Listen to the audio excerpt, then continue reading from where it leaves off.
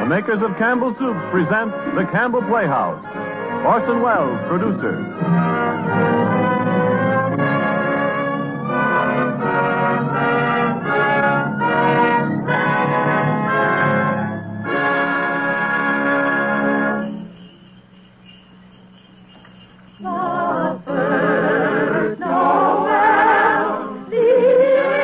Good evening, this is Orson Welles. There are clearly a number of ways in which a Christmas carol could be introduced. Myself, I am most struck by the happy fortune that enables us on this Christmas Eve to present Mr. Lionel Barrymore, the best-loved actor of our time, in the world's best-loved Christmas story, A Christmas Carol. When Charles Dickens presented this little story to the world almost 100 years ago, it found an instant response in the hearts of people everywhere who saw in it their favorite fictional chronicle of what Christmas is and what Christmas means to all the simple people of the earth. From the day of its first printing, families have been innumerable in which there has remained unbroken the tradition that the reading of A Christmas Carol was an item indispensable to a proper observance of the most important of days. It is the American way, as we know, to establish traditions quickly where popular instinct and sentiment pronounce them sound. And so it is that today, actually only the 5th anniversary of Mr. Lionel Barrymore's first playing of the part of Ebenezer Scrooge for the Campbell Playhouse, there is, I think, in all America nothing more eagerly awaited, more firmly rooted in the hearts of the radio family that numbers millions than this yearly performance of A Christmas Carol. A Christmas Carol, as Charles Dickens wrote it, has by common consent long been a classic. Mr. Lionel Barrymore's appearance in it is rapidly becoming one. And now, just before A Christmas Carol, Ernest Chappell has a special Christmas greeting from the makers of Campbell Soups. Mr. Chappell? Thank you, Orson Welles. As the old year draws toward its close, we of Campbell's feel a bond of warmth and gratitude toward each of you, our friends. For you see, in homes everywhere throughout the land, Campbell's Soups have been welcomed. Day by day and week by week, you have placed confidence in us and in the foods we make.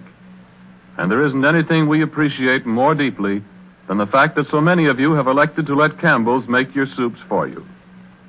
And so when Christmas comes, we look about to find some way to show our appreciation, some Christmas present by which to say thank you. The gift we chose 5 Christmases ago and have chosen each year since has become a part of Christmas to many and many a family. It has become a Christmas custom, as Mr. Wells said, to gather round the radio to hear and to enjoy A Christmas Carol. And since it is Christmas Eve, we hope, too, that the younger members of the family are permitted to stay up and listen before dreams and visit of Santa. We get a great deal of pleasure planning and preparing this Christmas gift, and now it's ready. Off come the wrappings, off come the tags that say, please do not open till Christmas. Out comes the card. To you, from Campbell's. And here is the gift itself.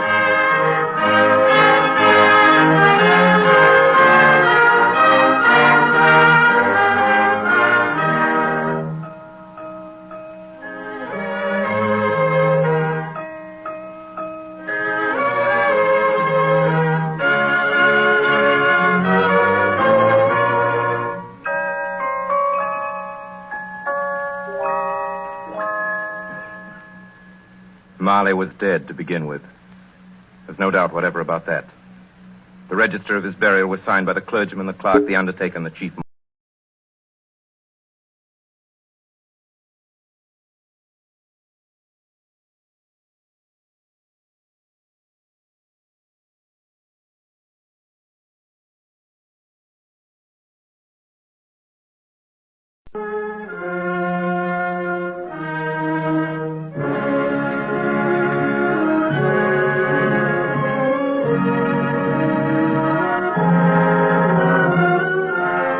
The makers of Campbell Soups present The Campbell Playhouse.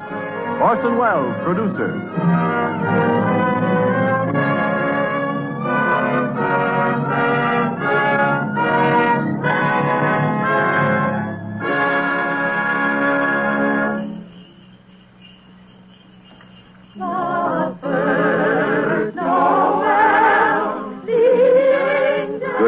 this is Orson Welles. There are clearly a number of ways in which a Christmas carol could be introduced. Myself, I am most struck by the happy fortune that enables us on this Christmas Eve to present Mr. Lionel Barrymore, the best-loved actor of our time, in the world's best-loved Christmas story, A Christmas Carol. When Charles Dickens presented this little story to the world almost 100 years ago, it found an instant response in the hearts of people everywhere who saw in it their favorite fictional chronicle of what Christmas is and what Christmas means to all the simple people of the earth. From the day of its first printing, families have been innumerable in which there has remained unbroken the tradition that the reading of A Christmas Carol was an item indispensable to a proper observance of the most important of days. It is the American way, as we know, to establish traditions quickly where popular instinct and sentiment pronounce them sound. And so it is that today, actually only the 5th anniversary of Mr. Lionel Barrymore's first playing of the part of Ebenezer Scrooge for the Campbell Playhouse, there is, I think, in all America nothing more eagerly awaited, more firmly rooted in the hearts of the radio family that numbers millions than this yearly performance of A Christmas Carol. A Christmas Carol, as Charles Dickens wrote it, has by common consent long been a classic. Mr. Lionel Barrymore's appearance in it is rapidly becoming one. And now, just before A Christmas Carol, Ernest Chappell has a special Christmas greeting from the makers of Campbell Soups. Mr. Chappell? Thank you, Orson Welles. As the old year draws toward its close, we of Campbell's feel a bond of warmth and gratitude toward each of you, our friends. For you see, in homes everywhere throughout the land, Campbell's soups have been welcomed. Day by day and week by week, you have placed confidence in us and in the foods we make. And there isn't anything we appreciate more deeply than the fact that so many of you have elected to let Campbell's make your soups for you. And so when Christmas comes, we look about to find some way to show our appreciation, some Christmas present by which to say thank you. The gift we chose 5 Christmases ago and have chosen each year since has become a part of Christmas to many and many a family. It has become a Christmas custom, as Mr. Wells said, to gather round the radio to hear and to enjoy A Christmas Carol. And since it is Christmas Eve, we hope, too, that the younger members of the family are permitted to stay up and listen before dreams and visit of Santa. We get a great deal of pleasure planning and preparing this Christmas gift, and now it's ready. Off come the wrappings, off come the tags that say, please do not open till Christmas. Out comes the card. To you, from Campbell's. And here is the gift itself.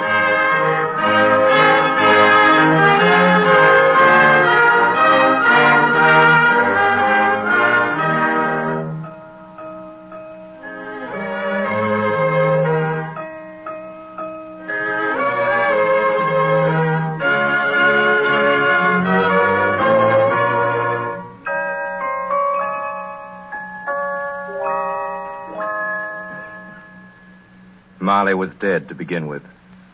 There's no doubt whatever about that. The register of his burial was signed by the clergyman, the clerk, the undertaker, and the chief mourner. Scrooge signed it. And Scrooge's name was good upon change for anything he chose to put his hand to. Old Marley was as dead as a doornail. Scrooge knew he was dead? Of course he did.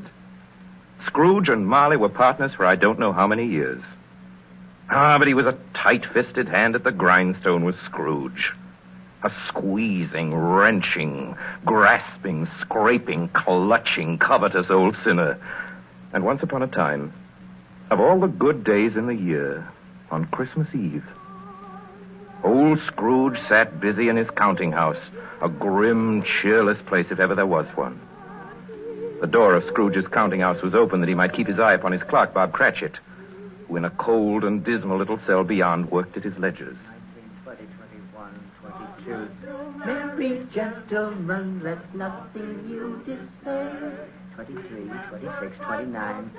9 carry 2. Christmas Day. 11, 13, 17, 7. Bob Cratchit, Yes, Mr. Scrooge? stop that infernal caterwauling. Yes, sir. 9, 15, 17, 29, carry 1.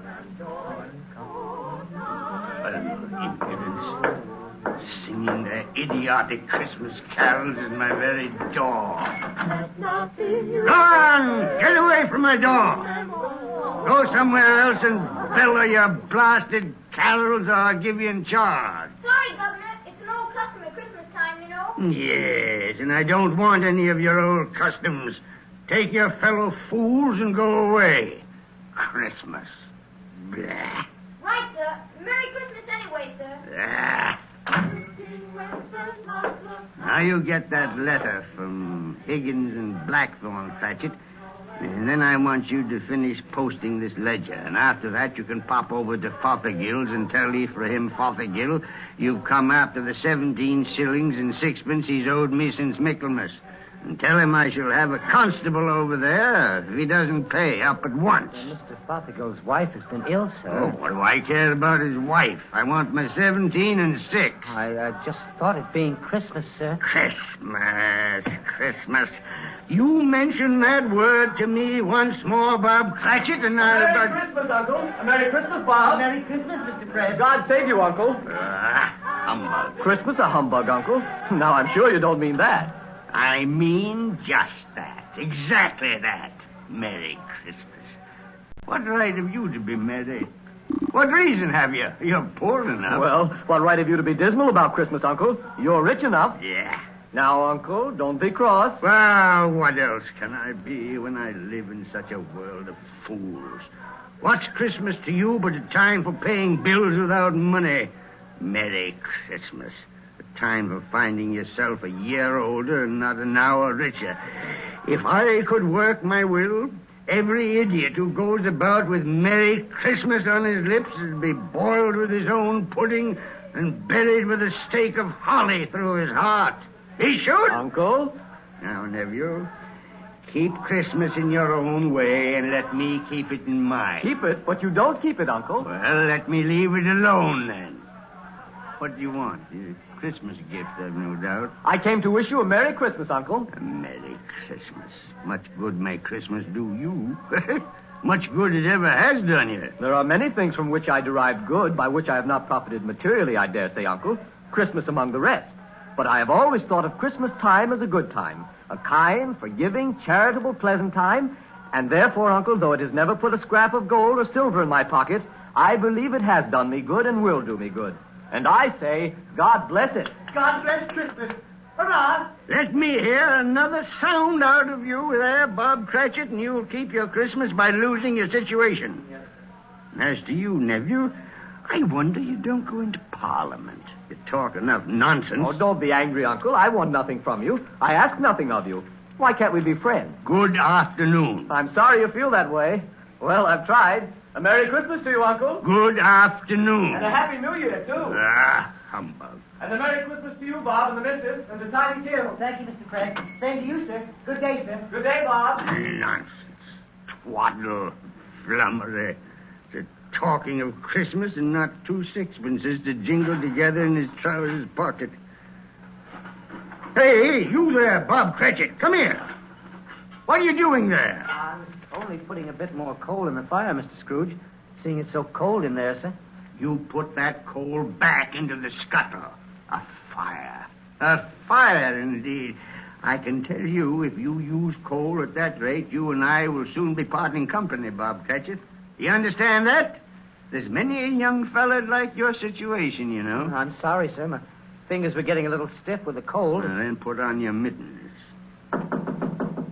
There's someone at the door. Go on, see who it is. Yes, sir. Good afternoon, sir. Good afternoon. This is the firm of Scrooge and Marley. Yes, sir. I should like to see the head of the firm, if I may. Oh, very good, sir. What is it? A gentleman to see you, Mr. Scrooge. Huh? Have I the pleasure of addressing Mr. Scrooge or Mr. Marley? Marley's been dead these 7 years tonight. I'm Scrooge. Well, now, Mr. Scrooge, at this season of the year, it's only fitting that we who are more fortunate should raise a fund to buy the poor some meat and drink and means of want. You may not believe it, sir, but many thousands are now in want of common necessities. And hundreds of thousands are in want of the simplest comforts. Are there no prisons? Well, there are plenty of prisons, sir. And the workhouses. They're still in operation, I trust? I wish I could say they are not. But they are, sir. The treadmill and the poor law are in full vigor then? Both very busy, sir. I'm glad to hear that. I was afraid from what you said at first that something had occurred to stop them in their useful course. No, sir, all these institutions that you mention are flourishing. But it's nevertheless true that some additional provision for the poor and the destitute must be made. A few of us upon change are endeavoring to raise such a fund, you see. And what shall I put you down for? Nothing. Oh, I see. You wish to be anonymous, sir. I wish to be let alone. I don't make merry myself at Christmas time, and I can't afford to help make a lot of idle people merry. I help to support the establishments that take care of the poor. They cost enough. Let those who are badly off go there. Many can't go there, sir. And many would rather die. Then my advice to them is to do so and decrease the surplus population. Besides, I've only your word for it that all this is so. It's the truth, Mr. Scrooge. Well, so be it then. It's not my business. It's enough for a man to understand his own business and not to interfere with other people's. Mine occupies me constantly. Good afternoon, sir. I quite understand, Mr. Scrooge. Good Cratchit. afternoon. Show this gentleman out. Yes, sir. This way, sir, please. Sir, I couldn't help overhearing. I should like to contribute tuppence. Cratchit! Yes, sir. It isn't much, but it's all I can afford. But there are others in worse situation than I. You're a generous fellow. I wish I might say so of your employer. Cratchit! Yes, sir. Good afternoon, sir. Good afternoon. Cratchit! Merry Christmas. Merry Christmas. Yes, sir. Close the door. Yes, sir. 24, 31. 1 and carry 3. New scarlet tippet for Tiny Tim. A comb for Martha. 33. 3 and carry 3. A hair ribbon for Belinda. 4, 7, 12, 15. Cratchit! Yes, sir. It's too late to have you go to Fothergill's. He'll be closed up for Christmas like these other fools. We may as well close up the place now. Yes, sir. It is getting a little dark. Hard to see the figures. I suppose you'll want the entire day tomorrow. If it's quite convenient, sir. It's not convenient. And it's not fair, either. But I suppose I can't do anything about it. If I was to stop half a crown of your wages, you'd think yourself very ill-used, I'll be bound. Well, sir, Yeah, but you don't think me ill-used when I pay a day's wages for no work. It's only once a year, sir. Once a year. Once a year, indeed. A fine excuse for picking a man's pocket every 25th of December. But I suppose there's no good talking. You must have the whole day. Well, see that you're here all the earlier the next morning. You understand? Oh, I will, sir. I will indeed. Good night, sir, and Merry Christmas. Merry Christmas.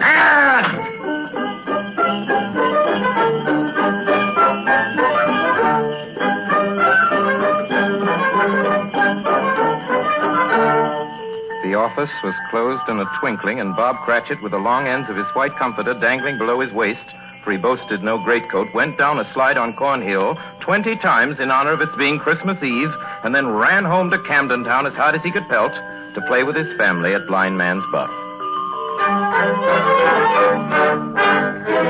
Scrooge, on the other hand, took his melancholy dinner in his usual melancholy tavern. And having read all the newspapers and spent the rest of the evening with his banker's book, went to his dismal house. Darkness is cheap, and Scrooge liked it. The yard was so dark that even Scrooge, who knew its every stone, had to grope with his hands through the fog and the frost to find the door. Scrooge walked through his rooms to see that all was right. Sitting room, bedroom, lumber room, all as they should be. Nobody under the table, nobody under the sofa, nobody under the bed, nobody in the closet. Close the door. He locked himself in. He double-locked himself in. And took off his cravat, put on his dressing gown and slippers and his nightcap, and sat down before the fire to take his gruel.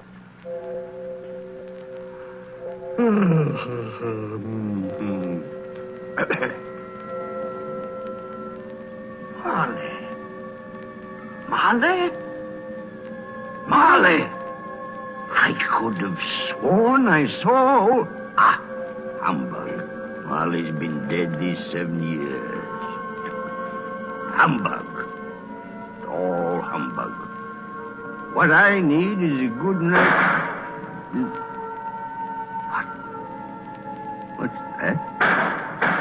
Someone's in the plane, sir. But the door's locked and double locked. It's coming. Something is it's coming closer. Outside my door. Stuff. I won't believe it. It's humbug still. Ebenezer Scrooge.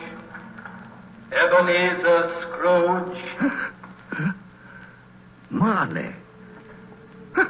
Oh, no. What do you want with me? I want much of you, Ebenezer.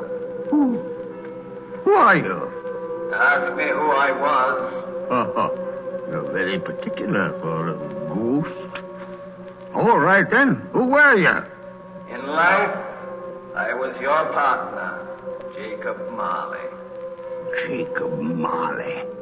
But you're dead. You died 7 years ago. 7 years ago this very night. You are a ghost, then. What's wrong, Ebenezer? Don't you believe in me? I do not. You doubt your senses, Ebenezer? Yes. Because a little thing affects them. Slight disorder of the stomach makes them cheats. You can't be a ghost. You may be an undigested bit of beef, or a blot of mustard, or a crumb of cheese, a fragment of an underdone potato. There may be more gravy than grave about you, whatever you are. Humbug, I tell you. Humbug.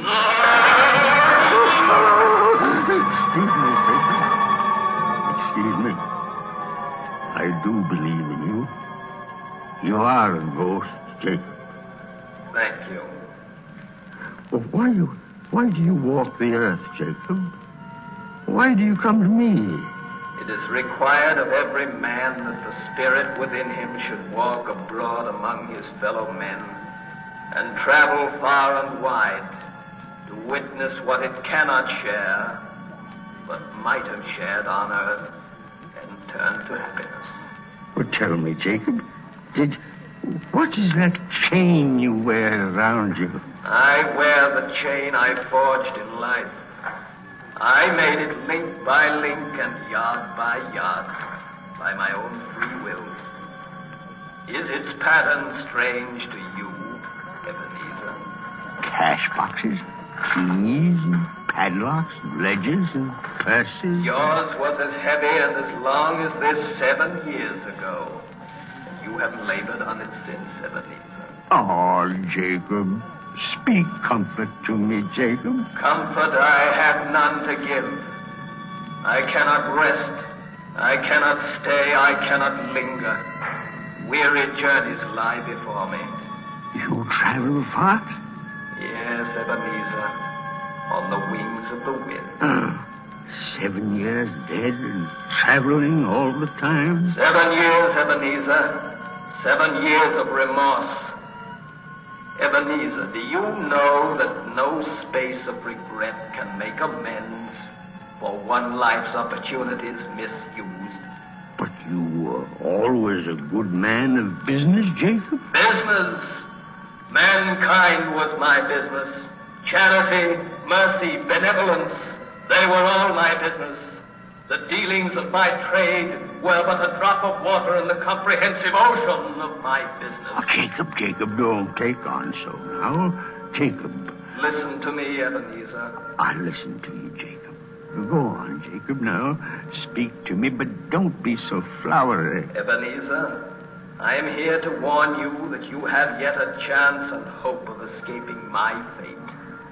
Do you hear that, Ebenezer? Yes, Jacob. Yes, you always were a good friend to me, Jacob. Thanks, Jacob. But go on. How shall I escape? Oh, I'm afraid, Jacob. You will be haunted by 3 spirits. Is that the only chance and hope, Jacob? It is your only chance and hope. Well, then I think I'd rather not. Without their visit, you cannot hope to shun the path I tread. Expect the first tomorrow. when the bell tolls one. Couldn't I take them all at once and have it over, Jacob? Ebenezer, look that for your own sake you remember what has passed between us. And remember, when the bell tolls one, look for the first spirit. Marley!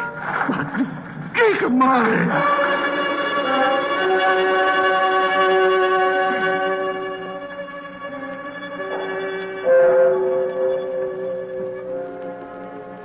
Scrooge awoke.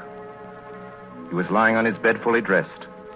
Suddenly the curtains of his bed were drawn aside, and Scrooge found himself face to face with the unearthly visitor who drew them as close to it as I am now to you.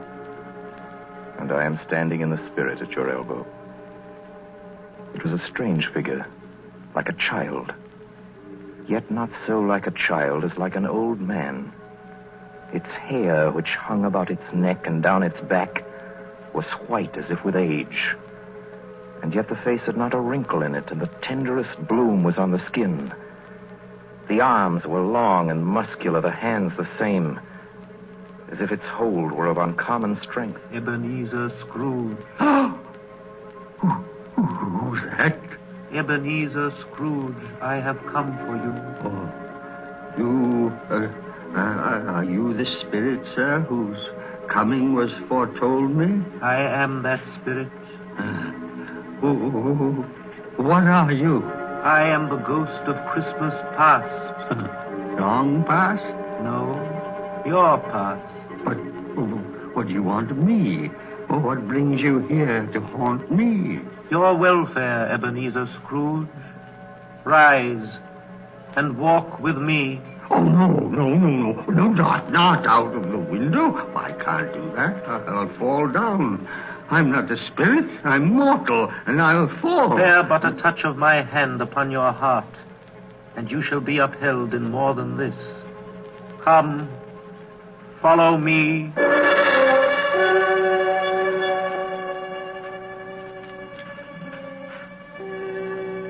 Where are we? What's become of the city? There's snow upon the ground. Where are we? These are the shadows of the things that have been. You recognize this countryside? I know every inch of it. Every rock, every tree. And that bleak building over there? That building.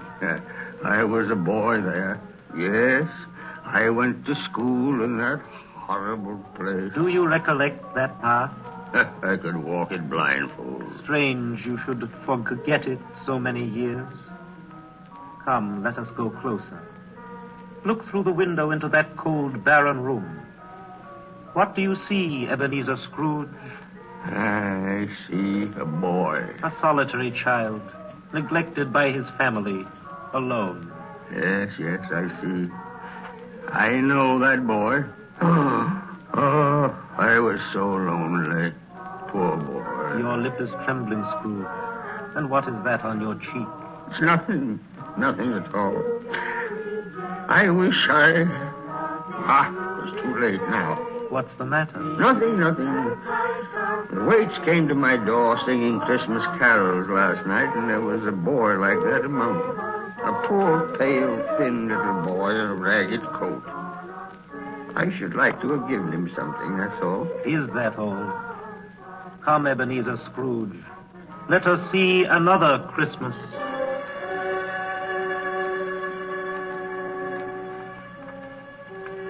Do you know this place, Ebenezer Scrooge? Know it?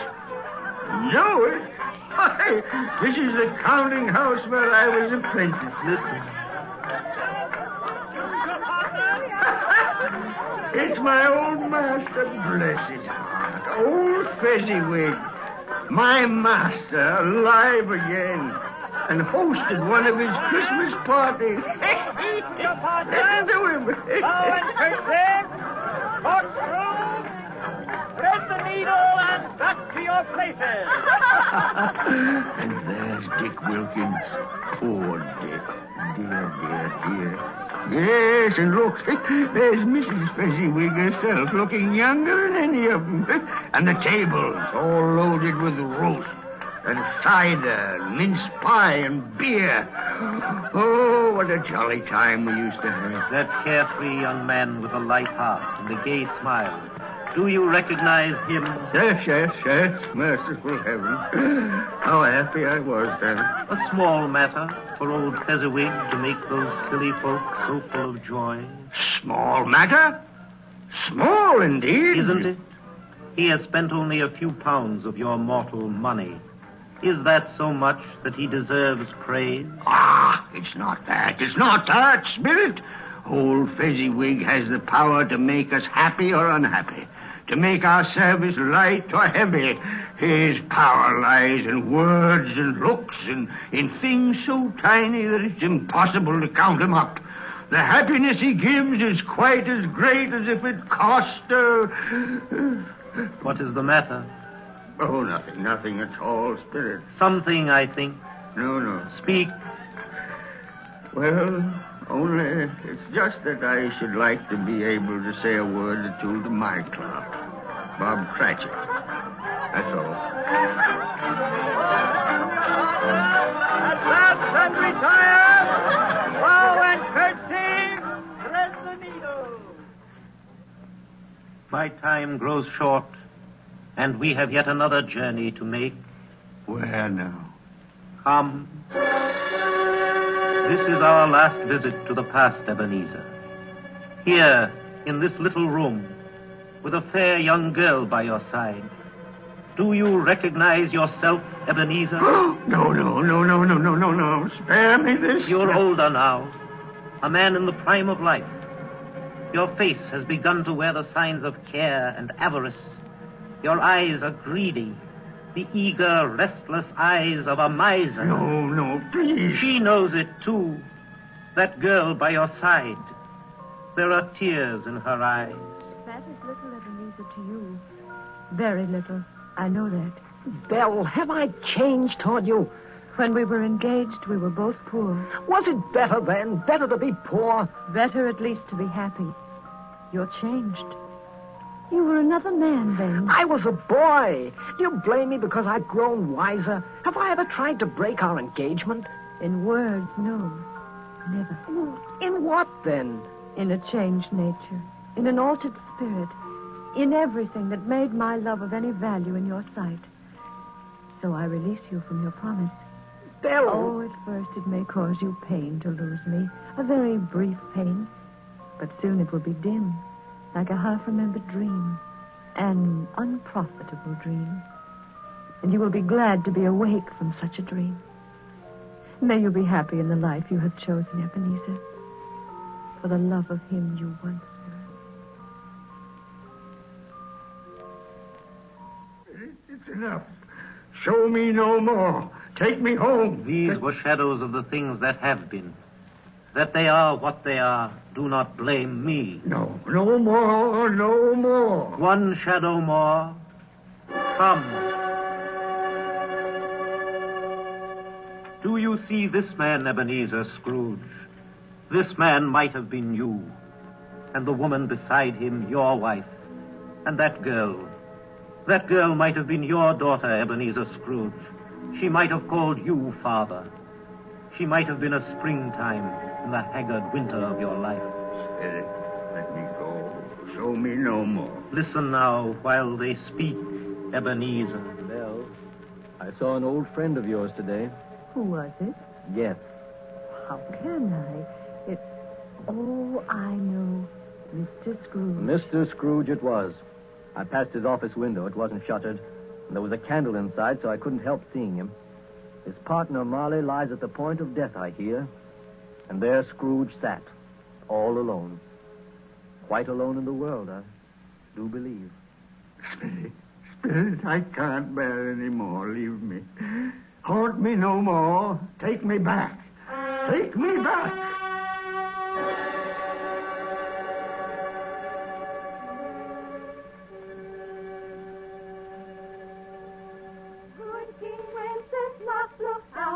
On the feast of Stephen, when the snow lay round about, deep and crisp and even, brightly shone. You are listening to the Campbell Playhouse, bringing you tonight the 5th annual presentation of Charles Dickens' A Christmas Carol, produced by Orson Welles and starring Lionel Barrymore as Scrooge. This is the Columbia Broadcasting System. This is the WBBM Air Theater, Wrigley Building, Chicago. When we bear them thither, sage and monarch, forth they went together, through the rude winds wild lament, and the bitter weather. And now, back to the Campbell Playhouse and our 5th annual presentation of A Christmas Carol. A Christmas present from the makers of Campbell's Soups.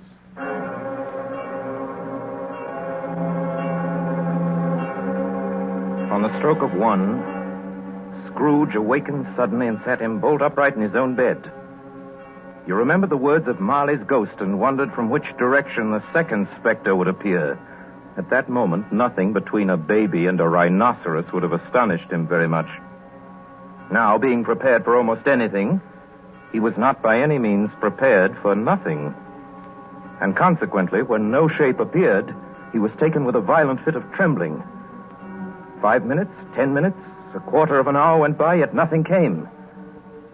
Then, as he sat in his bed, he became aware gradually of a great blaze of ruddy light that seemed to shine upon him from the adjoining room. He got up softly and shuffled in his slippers to the door. It was his own sitting room, no doubt about that. But it had undergone a surprising transformation. The walls and ceiling were so hung with living green that it looked a perfect grove, from every part of which bright, gleaming berries glistened, and such a mighty blaze went roaring up the chimney as had never been known in Scrooge's time, or for many and many a winter season gone. Heaped up on the floor to form a kind of throne were turkeys, geese, game, poultries, great joints of meat, sucking pigs, long wreaths of sausages, mince pies, plum puddings, barrels of oysters, red-hot chestnuts, and seething bowls of punch that made the chamber dim with their delicious steam. In easy state upon this couch, there sat a jolly giant, glorious to see, who bore a glowing torch in shape not unlike Plenty's horn, and held it up, high up to shed its light on Scrooge as he came peeping round the door. Come in, Ebenezer Scrooge, and know me better, man. You? I am the ghost of Christmas present. Look upon me. You've never seen the like of me before. You're different from the other spirit. You're tall, almost a giant. That great torch you carry. Its light falls into the homes of rich and poor alike. Spirit, take me where you will. Last time I went against my will and learned a lesson which is working now.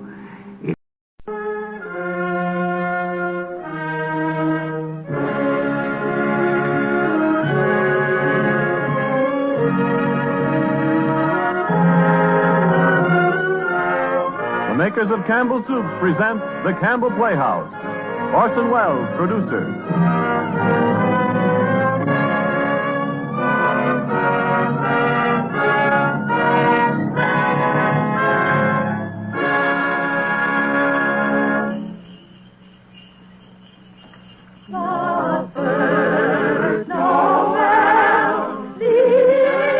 Good evening, this is Orson Welles. There are clearly a number of ways in which A Christmas Carol could be introduced.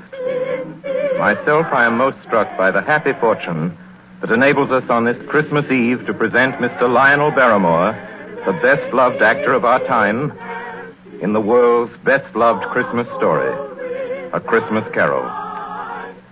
When Charles Dickens presented this little story to the world almost 100 years ago, it found an instant response in the hearts of people everywhere who saw in it their favorite fictional chronicle of what Christmas is and what Christmas means to all the simple people of the earth. From the day of its first printing, families have been innumerable in which there has remained unbroken the tradition that the reading of A Christmas Carol was an item indispensable to a proper observance of the most important of days.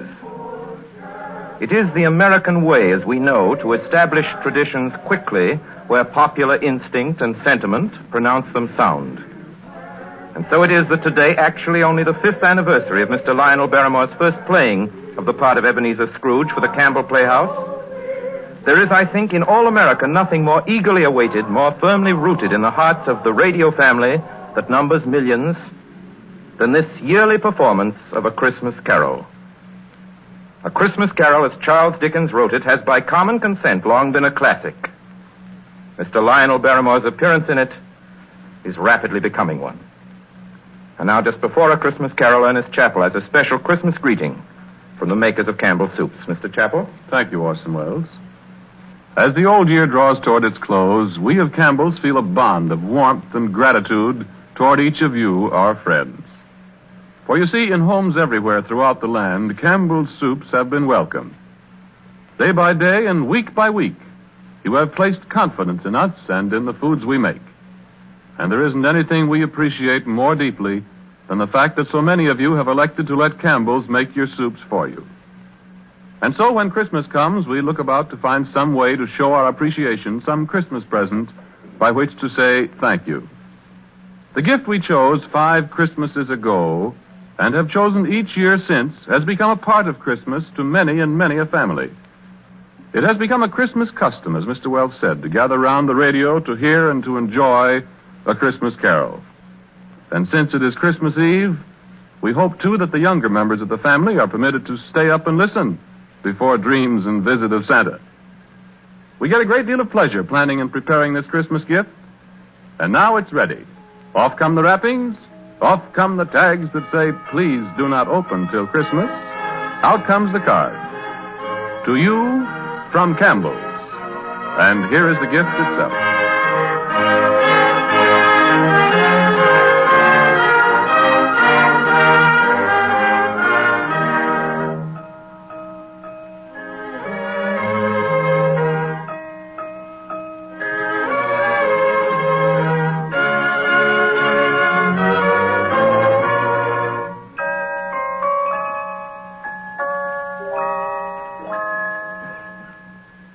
Marley was dead to begin with.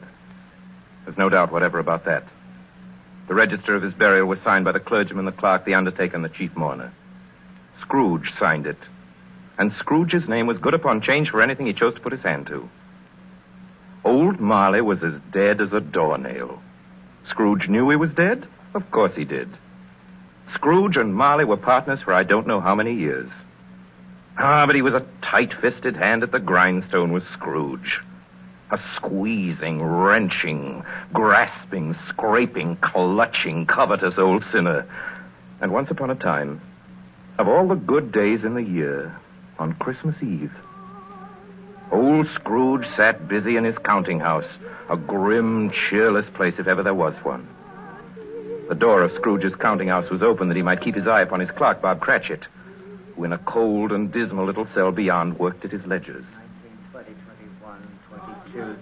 Merry gentlemen, let nothing you dismay.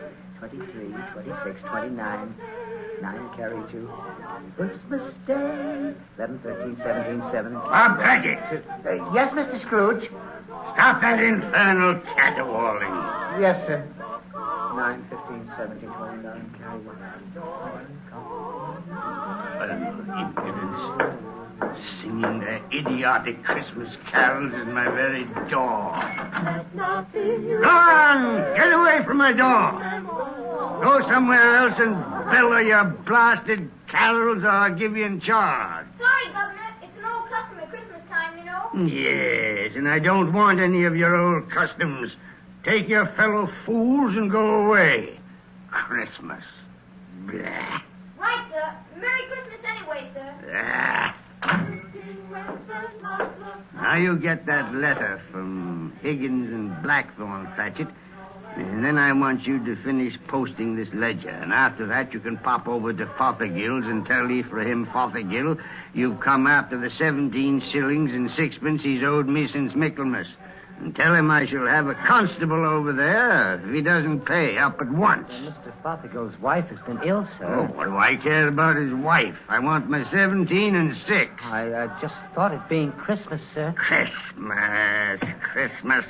You mention that word to me once more, Bob Cratchit, and I'll... Merry Christmas, Uncle. Merry Christmas, Bob. Merry Christmas, Mr. Fred. God save you, Uncle. humbug. Christmas a humbug, Uncle? Now, I'm sure you don't mean that. I mean just that. Exactly that. Merry Christmas. What right have you to be merry? What reason have you? You're poor enough. Well, what right have you to be dismal about Christmas, Uncle? You're rich enough. Yeah. Now, Uncle, don't be cross. Well, what else can I be when I live in such a world of fools? What's Christmas to you but a time for paying bills without money? Merry Christmas. A time for finding yourself a year older and not an hour richer.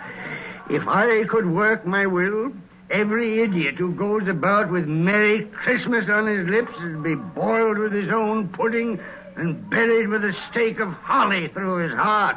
He should. Uncle? Now, nephew, keep Christmas in your own way and let me keep it in mine. Keep it, but you don't keep it, Uncle. Well, let me leave it alone, then. What do you want? A Christmas gift, I've no doubt. I came to wish you a Merry Christmas, Uncle. A Merry Christmas. Much good may Christmas do you. Much good it ever has done you. There are many things from which I derive good, by which I have not profited materially, I dare say, Uncle. Christmas among the rest. But I have always thought of Christmas time as a good time. A kind, forgiving, charitable, pleasant time. And therefore, Uncle, though it has never put a scrap of gold or silver in my pocket, I believe it has done me good and will do me good. And I say, God bless it. God bless Christmas. Hurrah! Let me hear another sound out of you there, Bob Cratchit, and you'll keep your Christmas by losing your situation. Yes. As to you, nephew, I wonder you don't go into Parliament. You talk enough nonsense. Oh, don't be angry, Uncle. I want nothing from you. I ask nothing of you.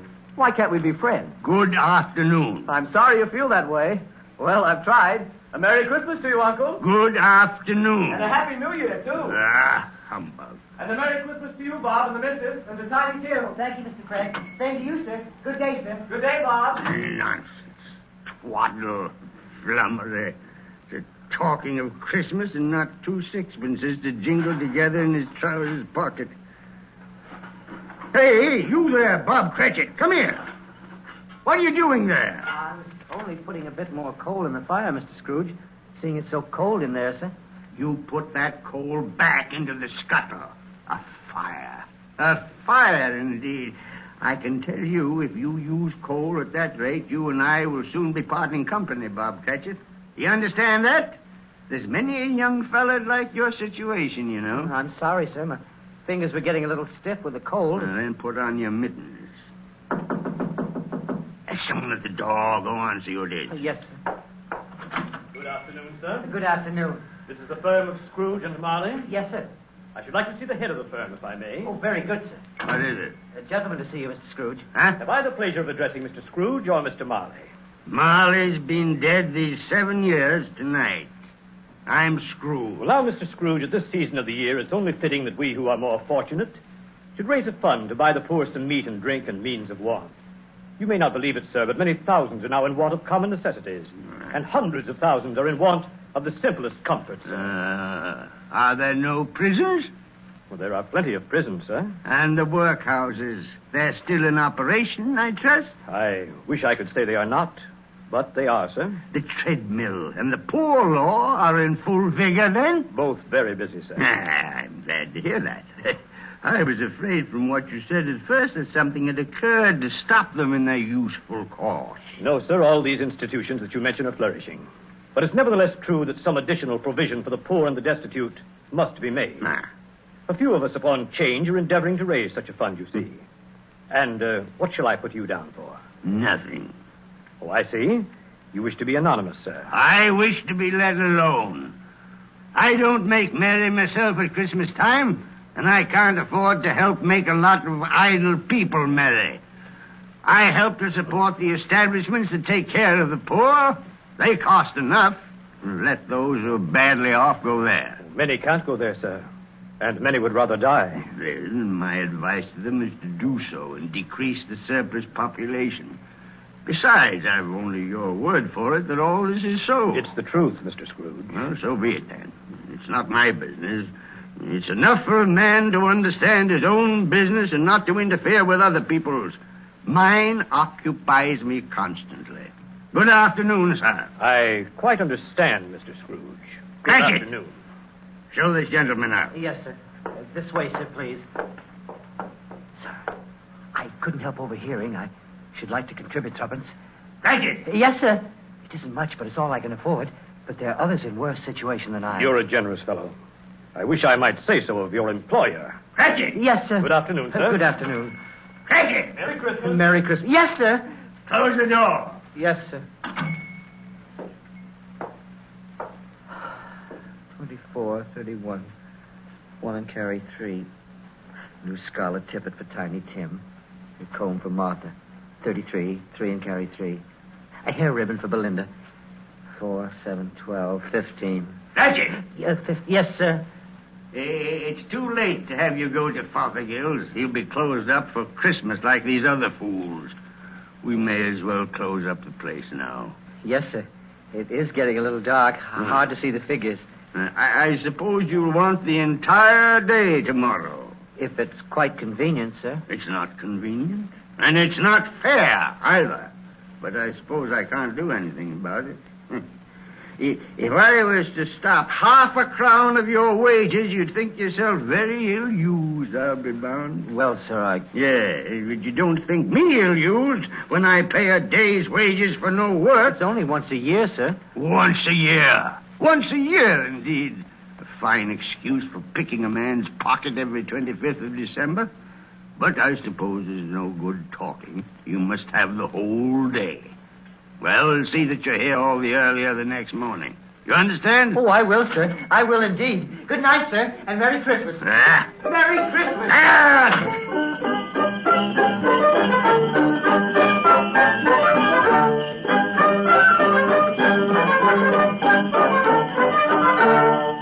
The office was closed in a twinkling, and Bob Cratchit, with the long ends of his white comforter dangling below his waist, for he boasted no greatcoat, went down a slide on Cornhill 20 times in honor of its being Christmas Eve, and then ran home to Camden Town as hard as he could pelt to play with his family at Blind Man's Buff. Scrooge, on the other hand, took his melancholy dinner in his usual melancholy tavern. And having read all the newspapers and spent the rest of the evening with his banker's book, went to his dismal house. Darkness is cheap, and Scrooge liked it. The yard was so dark that even Scrooge, who knew its every stone, had to grope with his hand through the fog and the frost to find the door. Scrooge walked through his rooms to see that all was right. Sitting room, bedroom, lumber room, find the door. All as they should be. Nobody under the table, nobody under the sofa, nobody under the bed, nobody in the closet. Close the door. He locked himself in. He double-locked himself in.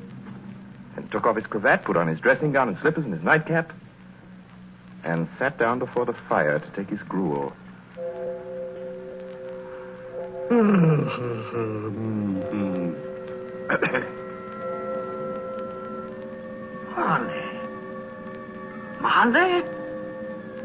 Marley! I could have sworn I saw... Humbug. Marley's been dead these 7 years. Humbug. All humbug.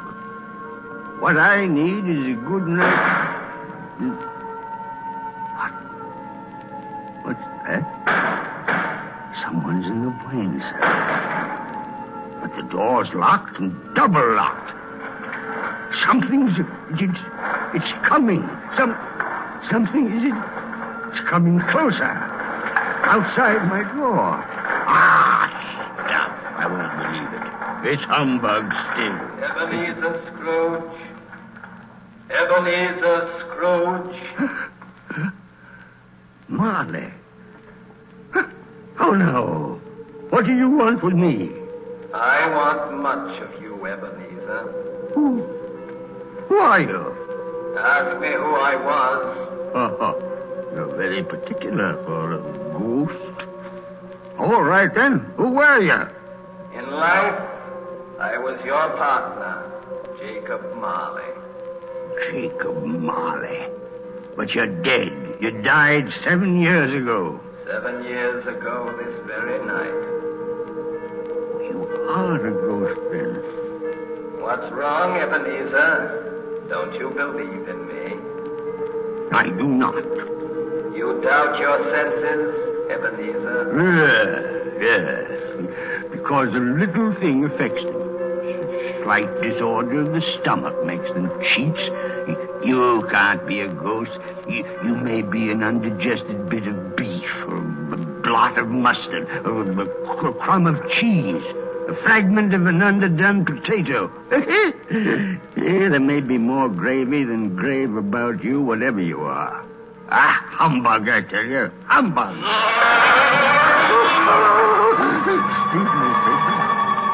Excuse me. I do believe in you. You are a ghost, Jacob. Thank you. Well, why do you walk the earth, Jacob? Why do you come to me? It is required of every man that the spirit within him should walk abroad among his fellow men and travel far and wide to witness what it cannot share, but might have shared on earth and turn to happiness. Well, tell me, Jacob, what is that chain you wear around you? I wear the chain I forged in life. I made it link by link and yard by yard by my own free will. Is its pattern strange to you, Ebenezer? Cash boxes, keys, and padlocks, ledgers, and purses. Yours was as heavy and as long as this 7 years ago. You have labored on it since, Ebenezer. Oh, Jacob. Speak comfort to me, Jacob. Comfort I have none to give. I cannot rest. I cannot stay. I cannot linger. Weary journeys lie before me. You travel far? Yes, Ebenezer. On the wings of the wind. 7 years dead and traveling all the time? 7 years, Ebenezer. 7 years of remorse. Ebenezer, do you know that no space of regret can make amends for one life's opportunities misused? But you were always a good man of business, Jacob. Business? Mankind was my business. Charity, mercy, benevolence, they were all my business. The dealings of my trade were but a drop of water in the comprehensive ocean of my business. Oh, Jacob, don't take on so now. Jacob. Listen to me, Ebenezer. I listen to you, Jacob. Go on, Jacob, now. Speak to me, but don't be so flowery. Ebenezer, I am here to warn you that you have yet a chance and hope of escaping my fate. Do you hear that, Ebenezer? Yes, Jacob. Yes, you always were a good friend to me, Jacob. Thanks, Jacob. But go on. How shall I escape? Oh, I'm afraid, Jacob. You will be haunted by free spirits. Is that the only chance and hope, Jacob? It is your only chance and hope. Well, then I think I'd rather not. Without their visits, you cannot hope to shun the path I tread. Expect the first tomorrow. When the bell tolls 1. Couldn't I take them all at once and have it over, Jacob? Ebenezer, look that for your own sake you remember what has passed between us. And remember, when the bell tolls 1, look for the first spirit. Molly. Jacob, Molly.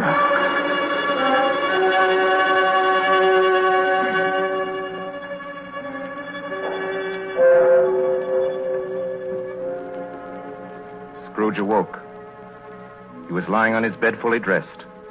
Suddenly the curtains of his bed were drawn aside, and Scrooge found himself face to face with the unearthly visitor who drew them as close to it as I am now to you. And I am standing in the spirit at your elbow. It was a strange figure, like a child. Yet not so like a child as like an old man. Its hair, which hung about its neck and down its back, was white as if with age. And yet the face had not a wrinkle in it, and the tenderest bloom was on the skin. The arms were long and muscular, the hands the same, as if its hold were of uncommon strength. Ebenezer Scrooge. Who's that? Ebenezer Scrooge, I have come for you. Are you the spirit, sir, whose coming was foretold me? I am that spirit. What are you? I am the ghost of Christmas past. Long past? No, your past. But what do you want of me? What brings you here to haunt me? Your welfare, Ebenezer Scrooge.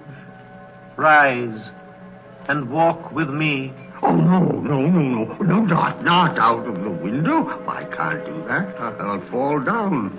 I'm not a spirit. I'm mortal, and I'll fall. Bear but a touch of my hand upon your heart, and you shall be upheld in more than this. Come, follow me.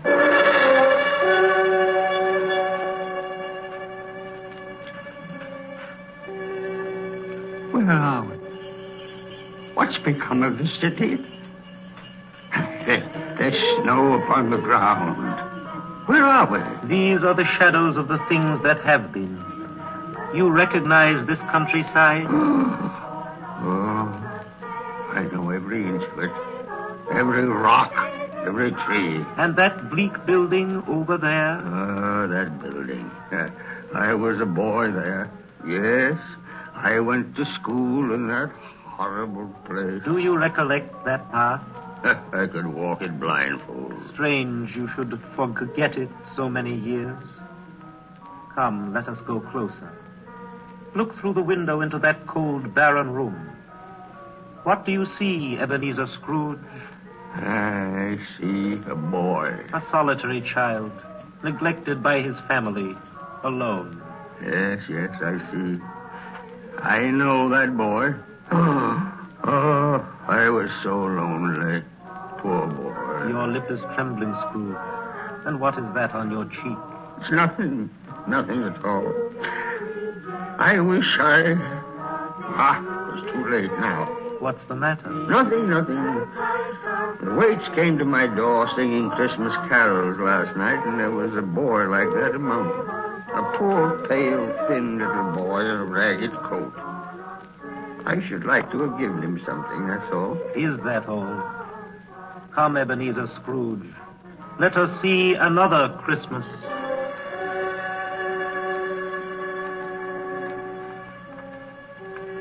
Do you know this place, Ebenezer Scrooge? Know it? Why, this is the counting house where I was apprentice. Listen. It's my old master, bless his heart. Old Fezziwig.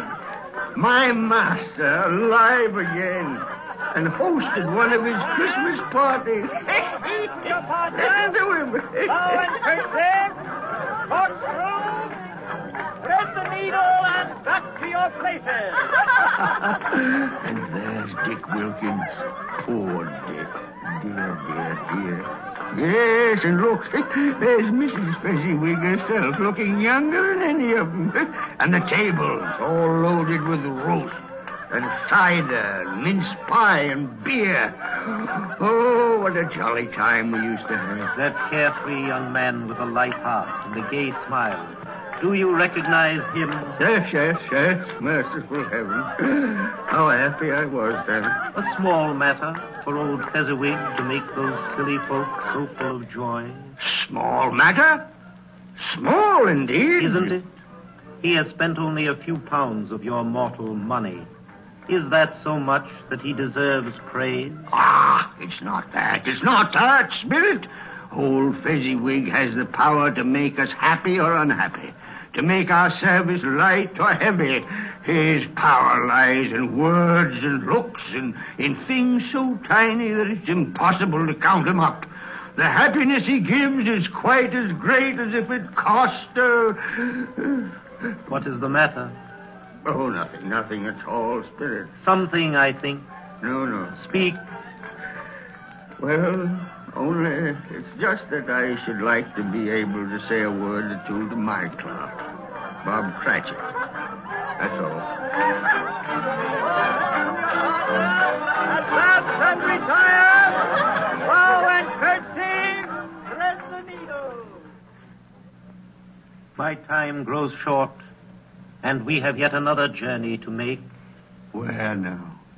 Come. This is our last visit to the past, Ebenezer. Here, in this little room, with a fair young girl by your side. Do you recognize yourself, Ebenezer? No. Spare me this. You're older now, a man in the prime of life. Your face has begun to wear the signs of care and avarice. Your eyes are greedy, the eager, restless eyes of a miser. No, please. She knows it, too. That girl by your side. There are tears in her eyes. That is little, Ebenezer, to you. Very little. I know that. Belle, have I changed toward you? When we were engaged, we were both poor. Was it better then? Better to be poor? Better at least to be happy. You're changed. You were another man then. I was a boy. Do you blame me because I've grown wiser? Have I ever tried to break our engagement? In words, no. Never. In what, then? In a changed nature. In an altered spirit. In everything that made my love of any value in your sight. So I release you from your promise. Belle. Oh, at first it may cause you pain to lose me. A very brief pain. But soon it will be dim. Like a half-remembered dream. An unprofitable dream. And you will be glad to be awake from such a dream. May you be happy in the life you have chosen, Ebenezer. For the love of him you once were. It's enough. Show me no more. Take me home. These were shadows of the things that have been. That they are what they are. Do not blame me. No more. One shadow more. Come. Do you see this man, Ebenezer Scrooge? This man might have been you. And the woman beside him, your wife. And that girl. That girl might have been your daughter, Ebenezer Scrooge. She might have called you father. She might have been a springtime in the haggard winter of your life. Spirit, let me go. Show me no more. Listen now while they speak, Ebenezer. Belle, I saw an old friend of yours today. Who was it? Yes. How can I? Oh, I know. Mr. Scrooge. Mr. Scrooge it was. I passed his office window. It wasn't shuttered. And there was a candle inside, so I couldn't help seeing him. His partner, Marley, lies at the point of death, I hear. And there Scrooge sat, all alone. Quite alone in the world, I do believe. Spirit, I can't bear any more. Leave me. Haunt me no more. Take me back. Take me back.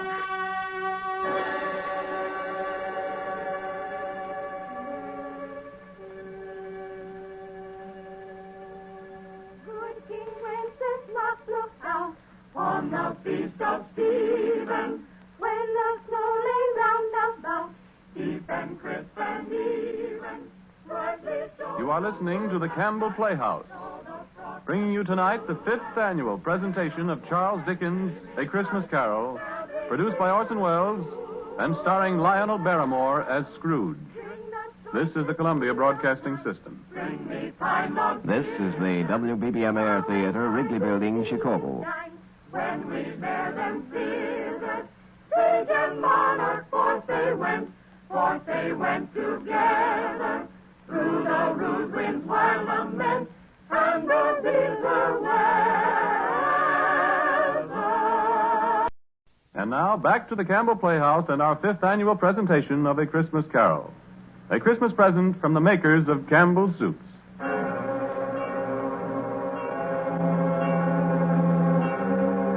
On the stroke of 1, Scrooge awakened suddenly and sat him bolt upright in his own bed. You remembered the words of Marley's ghost and wondered from which direction the second specter would appear. At that moment, nothing between a baby and a rhinoceros would have astonished him very much. Now, being prepared for almost anything, he was not by any means prepared for nothing. And consequently, when no shape appeared, he was taken with a violent fit of trembling. 5 minutes, 10 minutes, a quarter of an hour went by, yet nothing came. Then, as he sat in his bed, he became aware gradually of a great blaze of ruddy light that seemed to shine upon him from the adjoining room. He got up softly and shuffled in his slippers to the door. It was his own sitting room. No doubt about that. But it had undergone a surprising transformation. The walls and ceiling were so hung with living green that it looked a perfect grove.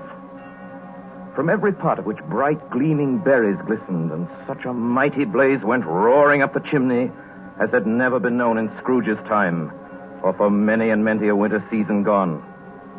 Heaped up on the floor to form a kind of throne were turkeys, geese, game, poultries, great joints of meat, sucking pigs, long wreaths of sausages, mince pies, plum puddings, barrels of oysters, red-hot chestnuts, and seething bowls of punch that made the chamber dim with their delicious steam. In easy state upon this couch, there sat a jolly giant, glorious to see, who bore a glowing torch in shape not unlike Plenty's horn, and held it up, high up to shed its light on Scrooge as he came peeping round the door. Come in, Ebenezer Scrooge, and know me better, man. You? I am the ghost of Christmas present. Look upon me. You've never seen the like of me before. You're different from the other spirit. You're tall, almost a giant. That great torch you carry. Its light falls into the homes of rich and poor alike. Spirit, take me where you will. Last time I went against my will and learned a lesson which is working now. If you have anything to teach me, let me profit by it. Touch my robe, Ebenezer Scrooge. Touch my robe.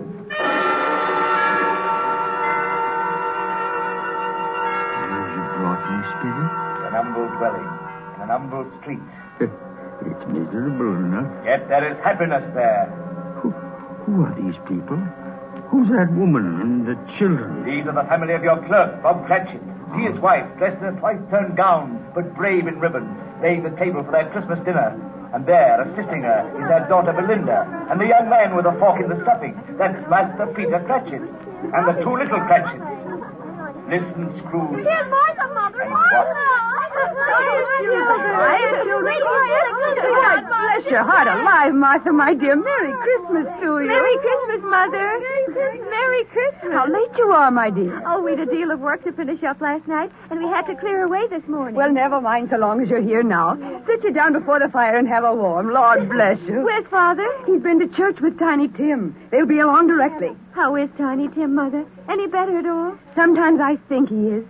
And sometimes I think, oh, dear God, if anything should happen to Tiny Tim. Mother, you mustn't even think of such a thing. Here they are! Tiny Tim. Merry Christmas, everybody. Martha, welcome, my dear. Merry Christmas, Father. And Tim. Come here, Merry Tim. Christmas, Martha. Oh, Tim, you darling. Let me take you. Oh, Father, I'm so glad to be home. And we're so glad to have you, Martha. And how did little Tim behave in church, Bob? Oh, as good as gold and better. I like church, Mother. Oh, they sang the nicest songs. I hope people saw me there. Saw you there. And why, Tim? Well, don't you see? Because I'm lame. And if they saw my crutch, it might be pleasant for them to remember on Christmas who it was made lame beggars walk and blind men see. Bless you, my son. Are we ready to eat, Mother? Come on, let's eat. Yes, children, we're all ready. Come, take your places now. And I'll wait your turn. There's plenty of stuffing and dressing and plum pudding for all of you. Martha, you take care of Tiny Tim and see that he eats plenty. He must get strong and well. Now sit down, everyone. And now, my dears, shall we say grace? Spirit, Our Father who art in tell me if Tiny Tim will live. I see a vacant seat in the poor chimney corner, and a crutch without an owner carefully preserved. Oh, no, kind Spirit. Say he'll be spared. Say he'll live. If these shadows remain unaltered by the future Ebenezer, the child will die. And now, my dears, with such a dinner, a toast. A Merry Christmas to us all, and God bless us. God bless us, everyone. And now to Mr. Scrooge. I'll give you a toast to Mr. Scrooge, the founder of the feast. The founder of the feast, indeed, who pays you all of 15 shillings a week. I wish I had him here. I'd give him a piece of my mind to feast on, and I hope he'd have a good appetite for it. My dear, the children, Christmas Day. It should be Christmas Day, I'm sure, on which one drinks the health of such an odious, stingy, unfeeling man as Mr. Scrooge. You know he is, Bob. Nobody knows it better than you, poor fellow. My dear Christmas Day. I'll drink his health for your sake and the day's, not for his. Long life to him. A Merry Christmas and a Happy New Year. He'll be very merry and very happy, I have no doubt. And I say God bless him too, Mother, and everyone. God bless you, dear.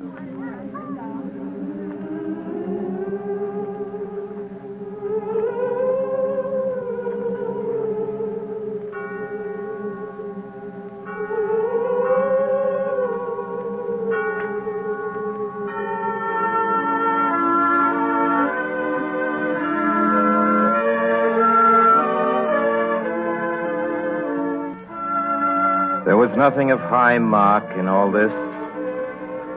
They were not a handsome family, these Cratchits. They were not well-dressed. Their shoes were far from being waterproof. Their clothes were scanty and had known, very likely, the insides of a pawnbroker's. But they were happy, grateful, pleased with one another, and contented with the time. And when at last they faded, Scrooge had his eye upon them, and especially on Tiny Tim, until the last. Many calls Scrooge made that night with a ghost of Christmas present. Down among the miners they went who labor in the bowels of the earth, and out to sea among the sailors at their watch, dark, ghostly figures in their several stations. Much they saw, and far they went, and many places they visited, but always with a happy end. The spirits stood beside sick beds, and they were cheerful. On foreign lands, and they were close at home. By poverty, and it was rich. In almshouse, hospital, and jail, where vain man in his little brief authority had not made fast the door and barred the spirit out, the spirit left his blessing. It was a long night, if it was only a night. And it was strange, too, that while Scrooge remained unaltered in his outward form, the ghost grew older. Clearly older. My life upon this globe is very brief, Ebenezer. It ends tonight. Tonight? Tonight at midnight. Hark. The hour has come. Oh, no, not yet. Not yet. There are still more things I wish to learn. These you will learn from still another spirit. Still another spirit, Ebenezer. Scrooge looked about him for the ghost that had vanished, and he found himself once more in his bed in his dressing gown and his nightcap on his head. He'd heard the clock strike, and then he remembered the prediction of old Jacob Marley. And lifting up his eyes, beheld the third spirit.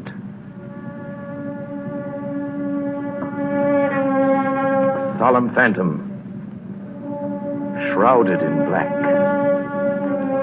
draped and hooded, coming towards him slowly and silently like a mist along the ground.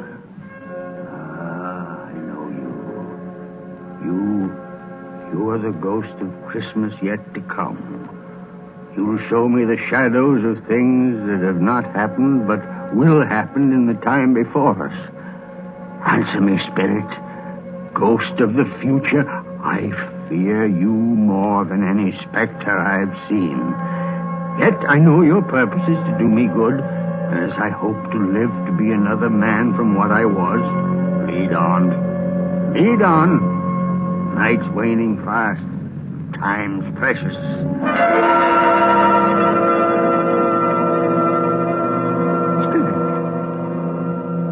Why have you brought me here again?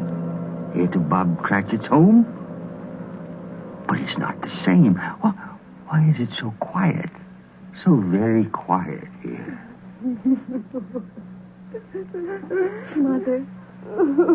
Mother, please. Oh, my son. My little son. Tiny Tim. I loved him so. Oh, Mother, dear, you mustn't. It's almost time for Father to be home. Don't let him see you crying. Yes. Yes, Martha. He's late tonight. He walks slower than he used to. And yet I've known him to walk very fast indeed with Tiny Tim on his shoulders. So have I, Mother. But he was light to carry. And his father loved him so that it was no trouble. No trouble at all. Bob. Good evening, my dear. You're late, Bob. Yes, I'm sorry, my dear. I went to the churchyard today. I wish you could have gone with me. It would have done your heart good to see how sweet and green a place it is. But you'll see it often, I promised him. Yes, I promised Tiny Tim we'd walk there on a Sunday. Father, dear. It's God's will, Bob. I'm trying to understand it, my dear. My little son, Tiny Tim. And I loved him so. Oh, that's cruel. Cruel. Spirit, can't you give me one ray of hope that I may change all that? That Tiny Tim may live?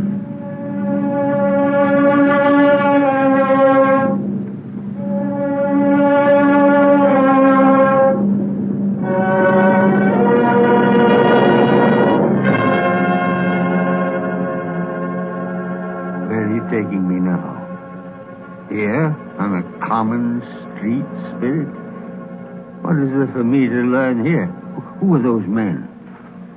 I don't know much about it. Either way, I only know he's dead. Where did he die? Last night, I believe. It's likely to be a very cheap funeral for Palm life. I don't know anybody to go to it. Suppose we make up a party and volunteer. I don't mind going if a lunch is provided.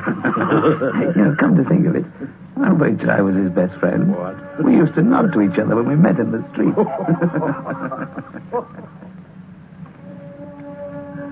Spirit, tell me, who is this man that died? Is there no one to mourn the poor creature? No one to follow him to the grave? Perhaps they'll give him a green grave at least, like poor Tiny Tim. Perhaps... Spirit, where are we now? Merciful heaven, a churchyard. Overrun by grass and weeds, choked with too much burying, desolate, lonely, crumbling gravestones. Spirit, before I draw nearer to that gravestone, answer me one question. Are these shadows of things that will be, or are they shadows of things that may be only? Huh? Will you not speak to me, Spirit? What is that grave to which you point?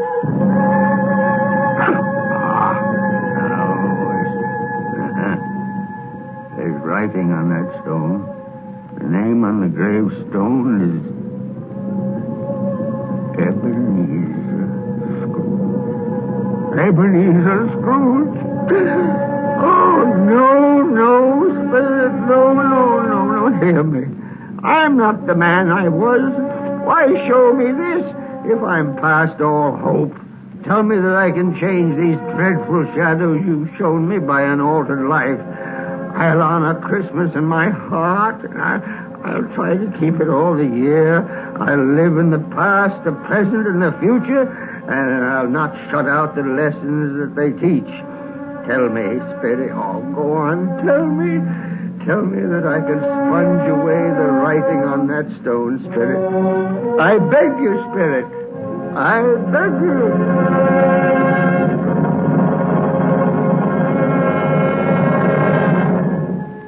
Spirit, I promise on my knees. I promise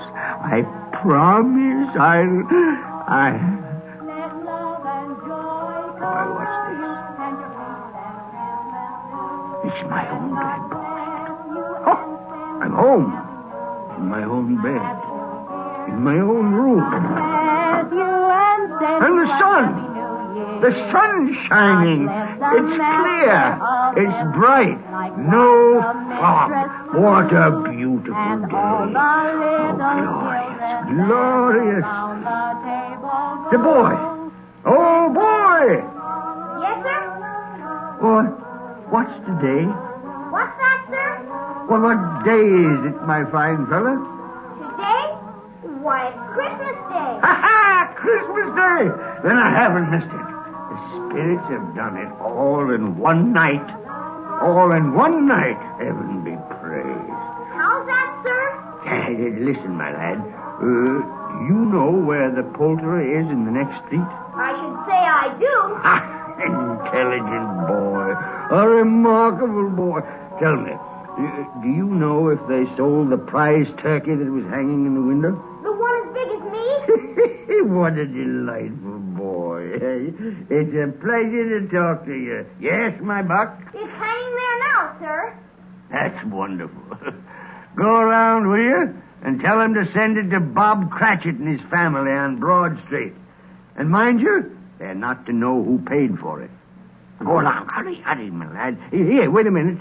Here's $1/2 for your trouble. Yes, sir. Yes, sir, and a Merry Christmas, sir. And a Merry Christmas to you, my boy. Oh, I don't know what to do. I'm as light as a feather, as happy as an angel. I'm as merry as a schoolboy. Merry Christmas!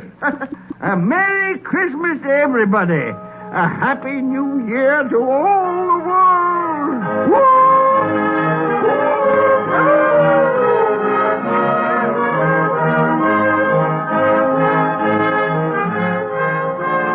My dear sir, how do you do? I beg your pardon? Well, you, sir. Aren't you the gentleman who came to my office in regard to that charity? Why, yes, sir. A Merry Christmas to you. Yes, sir. Allow me to ask your pardon, sir. And will you have the goodness to accept? I prefer to whisper this. But, Lord bless me. My dear Mr. Scrooge, are you serious? If you please. No, not a farthing less. A great many back payments are included in it, I assure you.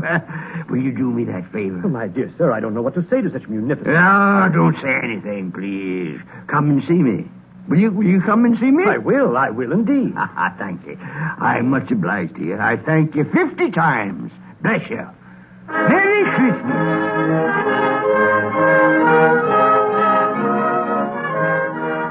Next morning, Scrooge was early at his office.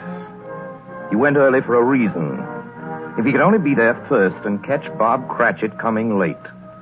That was the thing he'd set his heart upon. And he did it. Yes, he did. The clock struck 9. No Bob. 1:15, no Bob. Scrooge sat with his door wide open that he might see him come in. At last he came. His hat was off before he opened the door. His comforter, too. He's on his stool in a jiffy, driving away with his pen as if he were trying to overtake 9 o'clock. 15 at 21, 6 and carry the 1 and 24 and carry the 2, 31 and 8 and 9. Hello, you, Cratchit. Yes, sir. Step this way, Cratchit, if you please. Cratchit, what do you mean by coming in at this time of day? Oh, I'm very sorry, sir. I am behind my time. You are. Yes. I think you are. Oh, it's only once a year, Mr. Scrooge. It shall not be repeated. I was making rather merry yesterday, sir. I'll tell you what, my friend. I'll not stand this sort of thing any longer. And therefore, Bob Cratchit, I'm about to raise your salary. Mr. Scrooge, are you quite yourself, sir? No, thank heaven, I'm not quite myself. Merry Christmas, Bob. Merry Christmas, my good fellow. A merrier Christmas than I've given you in many a year. I shall raise your salary, and we'll see what we can do for Tiny Tim and the rest of your family. Huh? We'll discuss it this very afternoon over a Christmas bowl of smoking bishop. Bob, make up a fire. Make it up and buy another coal scuttle before you dot another I, Bob Cratchit.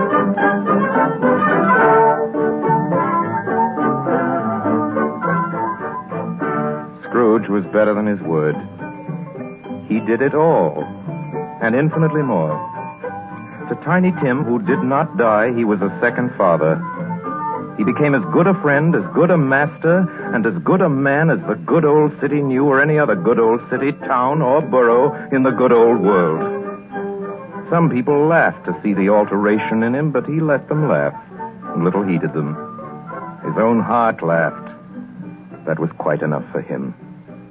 He had no further intercourse with spirits, but lived upon the total abstinence principle ever afterwards, and it was always said of him that he knew how to keep Christmas well if any man alive possessed the knowledge. May that be truly said of us, of all of us. And so, as Tiny Tim observed, God bless us, everyone.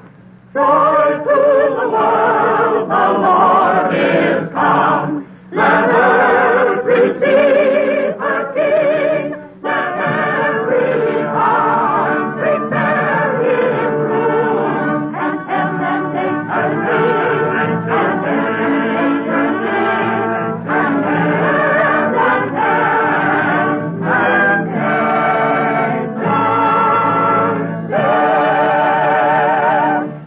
You have just heard our annual presentation of Charles Dickens' A Christmas Carol, starring Lionel Barrymore, brought to you by the makers of Campbell's Soups. And now here is Orson Welles. Ladies and gentlemen, at this point in the program, it's my custom, as you know, to present you with a few words of introduction, our guest of the evening. With your consent, I shall dispense with this tonight. To introduce tonight's guest to the Campbell Playhouse audience, or to any American audience, is an extravagant and superfluous procedure. For if ever an actor has won for himself a lasting place in the hearts of his fellow countrymen through years of unsparing and inspiring service, that actor is Lionel Barrymore. Mr. Lionel Barrymore. Oh, thank you, Orson Welles. Good evening, ladies and gentlemen. Well, this is the fourth year I've had the pleasure of appearing in the Christmas Carol here on the Campbell Playhouse, and I assure you all it's a pleasure that never tires. As long as I can remember, this has been one of my favorite stories. When we were children, it was read to us regularly at this time of year, as it is to many millions of children right now. And like many of them, I'm sure, the three of us, Ethel, Jack, and I, with the aid of a sheet and some old ironware, made a play of it. As I remember, we had 3 Scrooges in that production. Who played Tiny Tim? I think we had 3 Tiny Tims, too. But seriously, I can think of no part that I've enjoyed playing again and again as much as I have the part of that squeezing, wrenching, grasping, scraping, clutching, covetous old sinner, Ebenezer Scrooge. And I can think of no happier or more suitable choice for the makers of Campbell's Soups to offer the people of America as their Christmas present each year than Charles Dickens' well-beloved story, A Christmas Carol. Good night, Orson. Good night, everybody. And a Merry, Merry Christmas to you all. Good night to you, Mr. Barrymore. Thank you, sir, and a Merry Christmas to you. Ladies and gentlemen, next Sunday night, we're happy to announce our version of a great and truly American story by a great American novelist, Come and Get It, by Edna Ferber. Against a background of the mighty forests of Miss Ferber's own Wisconsin, it tells a stirring tale of the men and women who live and die in the woods in order that lumber may come down the rivers every spring into the cities of the modern world. Like so many of Miss Ferber's epic romances of American life, it was made from a best-selling novel into a highly successful motion picture. Now we bring it to you on the air. The story of a man and his son and the girl they both loved, Lotta. Lotta, played for us by one of the loveliest and most accomplished of Hollywood's younger dramatic actresses, Miss Frances D. And so until next week, until Come and Get It, my sponsors, the makers of Campbell's Soups, and all of us in the Campbell Playhouse remain as always obediently yours. But just one moment, please, Benny. Excuse me, ladies and gentlemen, it's the night before Christmas. And all through the Campbell Playhouse, not a creature is stirring that doesn't join Lionel Barrymore in wishing you a Merry, Merry Christmas. This goes for all of us, from my sponsor, myself, or for all of us, from Don McBain, who runs the machinery in the control room, to Miss Helgren, who types the Campbell Playhouse scripts. A Merry Christmas. From Benny Herman and his band of Merry Melodians, Merry Christmas. From Max Tears, canary-throated chorister, a very Merry Christmas. And from Harry Essman and Cliff Thorson and his crew of sound effect technicians, a Merry Christmas. And from Orson Welles and his considerable aggregation of dramatic talent, who include, among others, Mr. Everett Sloan, Mr. Frank Reddick, Mr. Erskine Sanford, Mr. George Coulouris, Mr. Ray Collins, Miss Georgia Backus, Miss B. Benederet, and many, many others, a Merry Christmas. How about it, everybody? A Merry Christmas. That's right. And now, as Tiny Tim says, God bless us, everyone. This episode from the life of Sherlock Holmes will be transmitted to our men and women overseas by shortwave and through the worldwide facilities of the Armed Forces Radio Service. Petri Wine brings you Basil Rathbone and Nigel Bruce in the new adventures of Sherlock Holmes.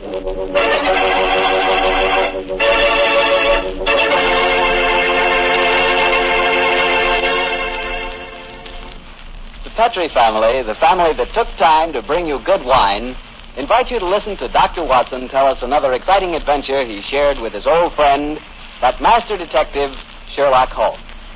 Well, right about now.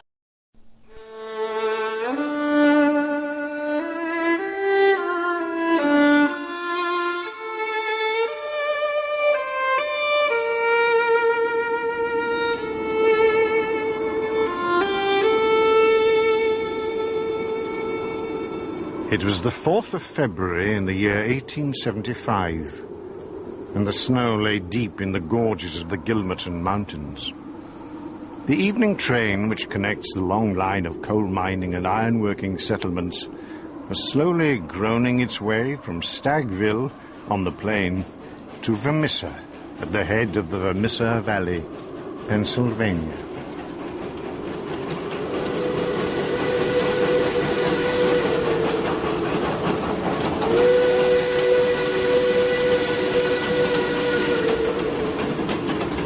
This is the most desolate corner of the United States of America.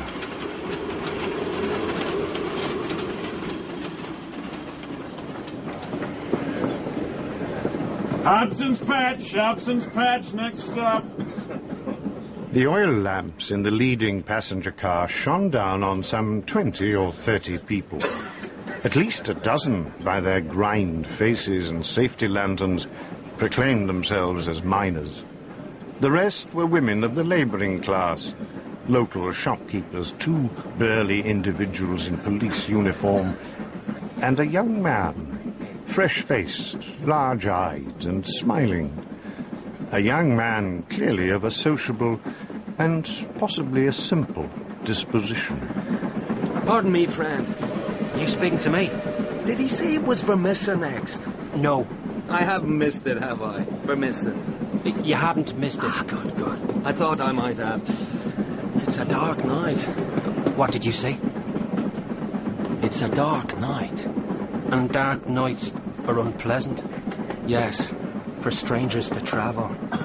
Put it there, brother. Vermissa's another 2 stops. Thank you, friend. And the young man turned his grey eyes to the window and stared out into the night. The flames of furnaces roared and leapt in the darkness, and against their lurid background dark shapes were bending and straining, twisting and turning. Winch and windlass moving to the rhythm of an eternal clank and roar. You know, what? I guess hell must look something like that.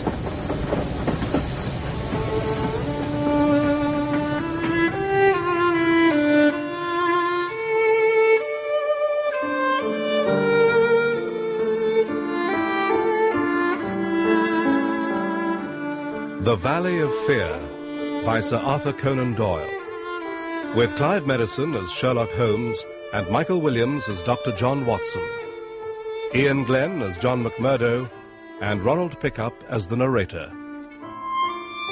Episode 1, The Scourers.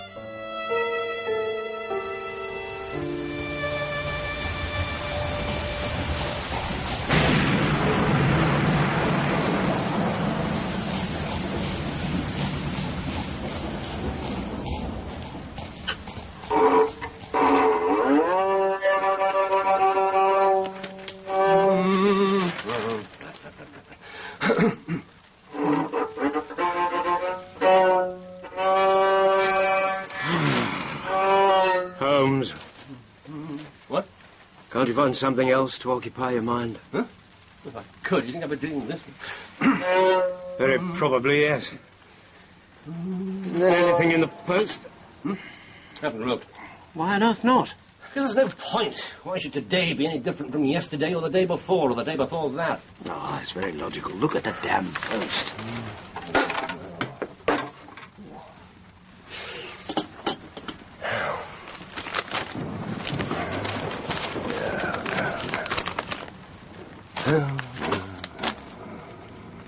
Nothing.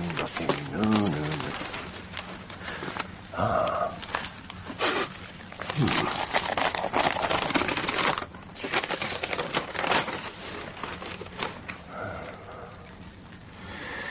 You know, I'm inclined to think... Are you? I can't say I've noticed. Oh, for God's sake, Holmes. Just because you've had nothing to occupy you for a couple of weeks... 5 you weeks. Don't have... All right, then 5 weeks. You still don't have to take it out on me. 5 long, sterile weeks in which the only intellectual problem that's presented itself is what fatuous interruption I can expect from you. No, you're not even making sense. If you've had nothing to think about, how can I have interrupted you? Dear God, I must be the most long-suffering individual in London. Coffee? No, thank you. Now, this morning, I do have something to think about. So there was something in the post? Yes. Well, you're welcome. What? Nothing. Is it important? Holmes, the letter. Is it important? Vitally important. It's Porlock's writing. I've only seen it twice before, but it's definitely Porlock's writing. And who's Porlock? Porlock is a nom de plume, an identification mark. But beyond that? I've no idea. You know, I live in hope that one day we might actually have a normal conversation. You don't know who he is, and you've only seen his writing twice before, but you're behaving as if his letter's a matter of life and death. Look. Oh, you're sure I'm trustworthy enough? I'd hate to say something fatuous and... Holmes. Interesting, isn't it? 534 C2 13 7 36 31. Holmes, what is this? There's every chance it's exactly what you said it was. A matter of life and death.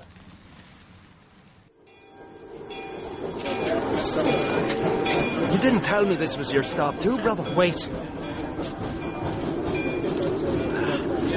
Okay, now we can talk. You never know who's listening. No, I guess not. Brother Mike Scandal, Lodge 341, Vermissa. Brother John McMurdo, Lodge 29, Chicago, Bodymaster J.H. Scott. The clouds are heavy. Yes, a storm is approaching. I'm in luck to meet your brother so early. There are plenty of us about in the valley. What brings you here? I heard there was work for a willing man. And there's none in Chicago? No, I found plenty. Then why did you leave? Seemed like a good idea. Where are you staying? Here. Someone back home put me onto it. Jacob Shafter, Sheridan Street.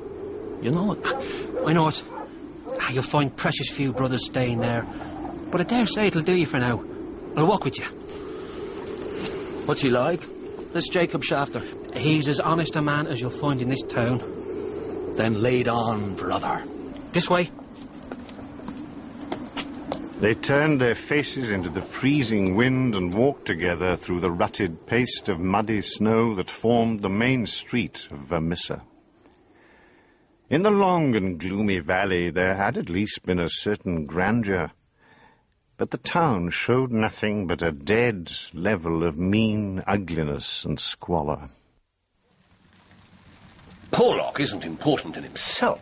It's the man he's in touch with who matters. Just imagine the jackal and the lion. No, or rather, yes, the pilot fish and the shark. He works for a criminal. But in truth, he's rather more on my side of the law than his master's, or on occasion, at least. An informant. Not purely out of the goodness of his heart, presumably. Watson, you're a cynic. A realist. Well, the occasional £10 note's found its way from me to him, yes. It was money well spent. This is advance warning of some devilry.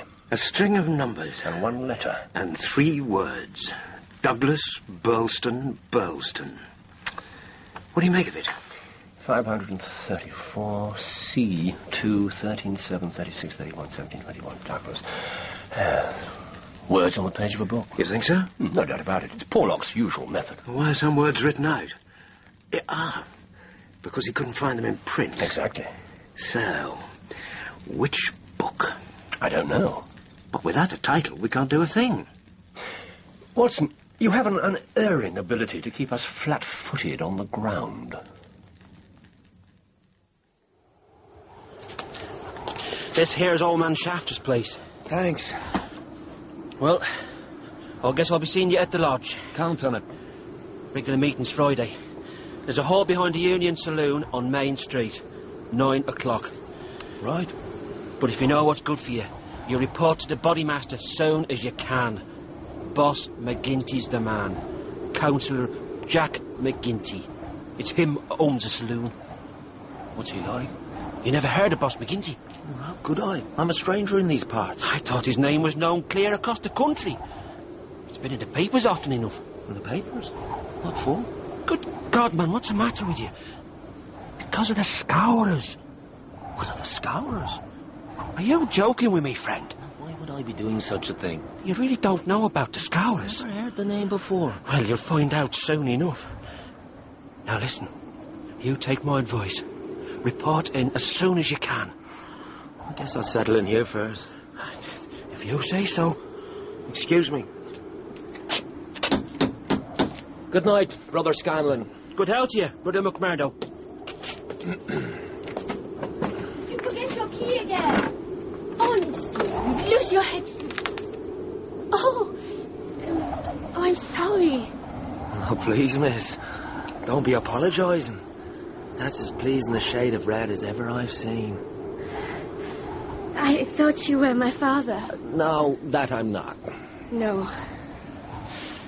So, would you be having a place by your hearth for a weary traveller? 534 C2 13. Will he send you the title? By the next post. All we have to do is wait. All we have to do is wait. You know, you should be grateful for the code. I should? Why? Oh, because of the suspense. You can't deny. It makes for a better story.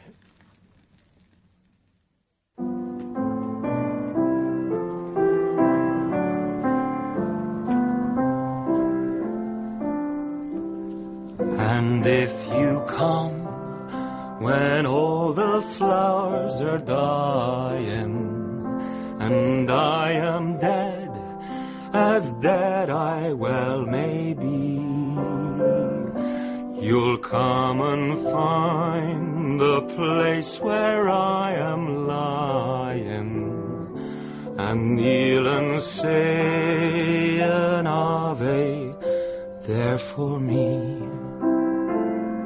John McMurdo was a man who made his mark quickly. Wherever he was, the folk around soon knew it. When the honest foremen and commonplace clerks who were Shafter's boarders gathered of an evening, it was McMurdo's jokes which were the readiest, his conversation the brightest, and his song the best. And I shall hear, though soft, you tread above me, and all my dreams will warmer, sweeter be, for you will bend and tell me that you love me, and I shall sleep in peace until you come to me.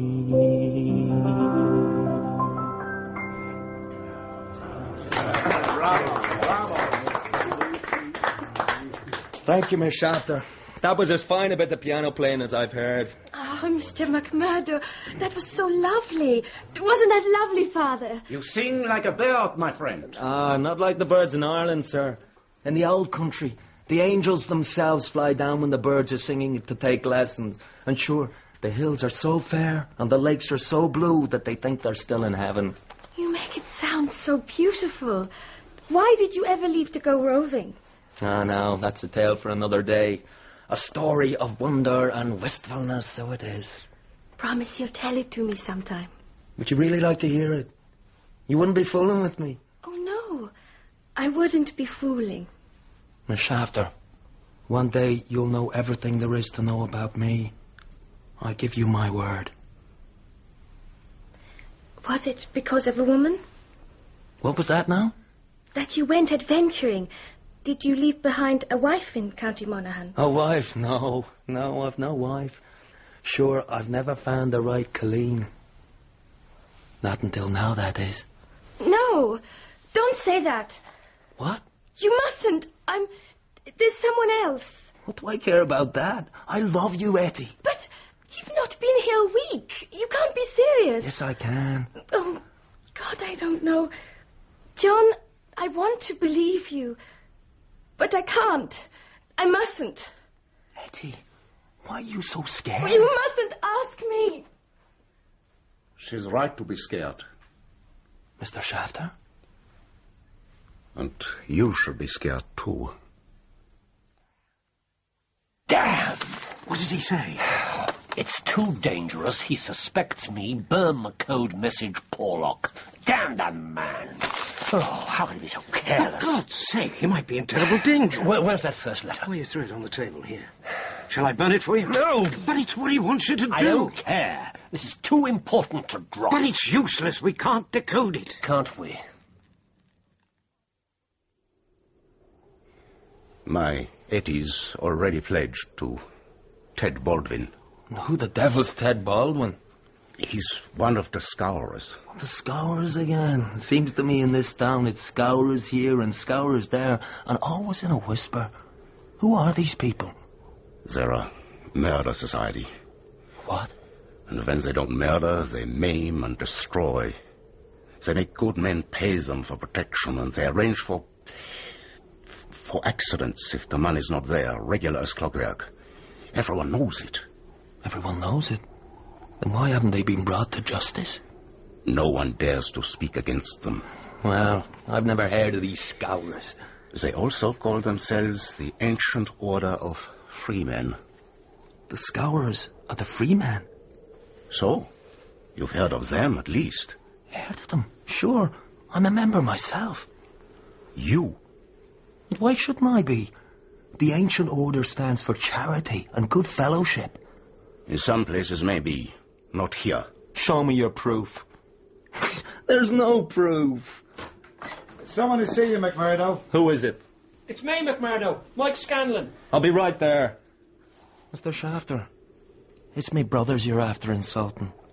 You prove what you're saying, or you apologise. You can find other lodgings in the morning, mister.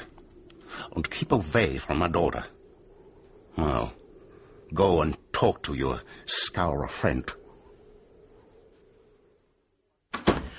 Why the devil haven't you reported to the bodymaster? I've been busy. Had to find a job. Good Lord, man. You should have gone to him the minute you came here. You're a fool. A fool, am I? What's happened to you? That's my affair. Sure. No offence meant. But listen, don't set yourself against Boss McGinty, brother. Don't do it. Will he be at the saloon now? Oh, yes. Right.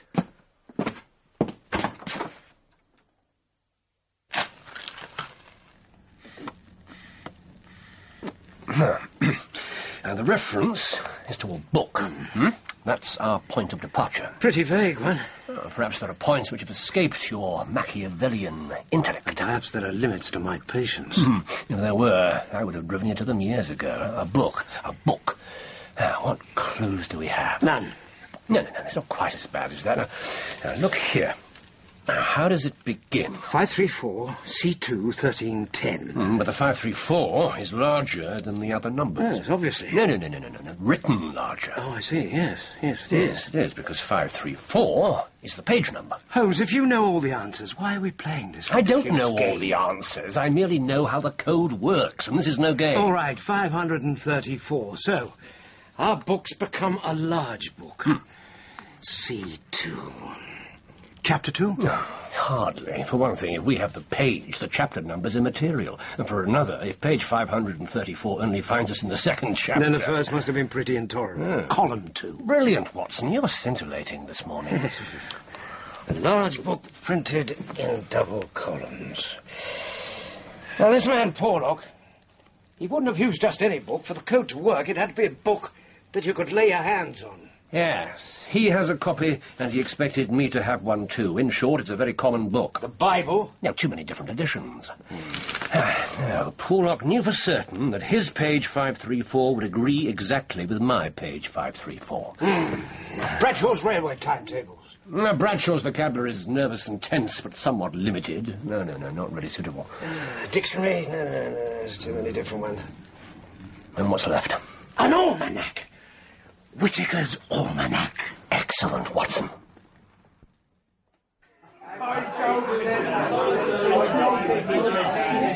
The atmosphere at Councillor McGinty's saloon was blurred with tobacco smoke and heavy with the smell of spirits. The man himself was a black-maned giant, swarthy as an Italian, with eyes that were deep, dark, and dead.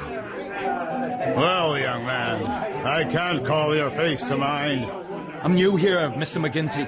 Not so new that you can't give a gentleman his proper title. He's Councillor McGinty, stranger. I'm sorry, Councillor. John McMurdo. I was advised to see you. Well, you see me. This is all there is. What do you think of me? Well, it's early days. But if your heart's as big as your body and your soul's as fine as your face, then I'd ask for nothing better. By God, you've got an Irish tongue in your head anyhow. Who told you to see me? Brother Scanlon, Lodge 341. It's a dark night. And dark nights are unpleasant. Yes, for strangers to travel. Brother Baldwin. Boss. Baldwin? Ted Baldwin. What if I am? I've something to say to you. And suppose I don't want to hear it. You'll listen whether you like it or not. Oh, I will I? That's enough. Brother Baldwin, escort Mr. McMurdo through to my private room. Now, Brother McMurdo, stay exactly where you are and keep your hands where I can see them. A gun barrel's a strange sort of welcome. We don't take people on trust in the valley. Where were you made? Lodge 29, Chicago. When? June 24th, 1872. Body master? James H. Scott. District ruler? Bartholomew Wilson. Why did you leave Chicago? I'm damned if I'll tell you that. Quiet! Answer the question. I was helping Uncle Sam to make dollars.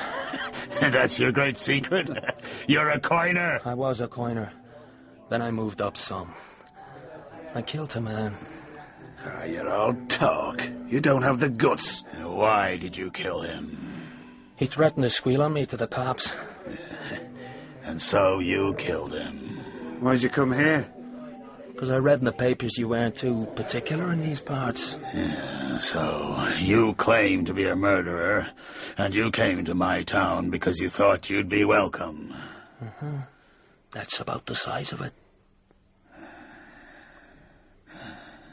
Regular lodge meetings Friday. I know it. Hole behind the saloon. 9 o'clock. Be there.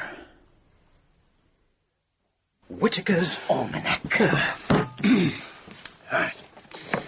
Yes. Rather reserved in the beginning, positively garrulous towards the end.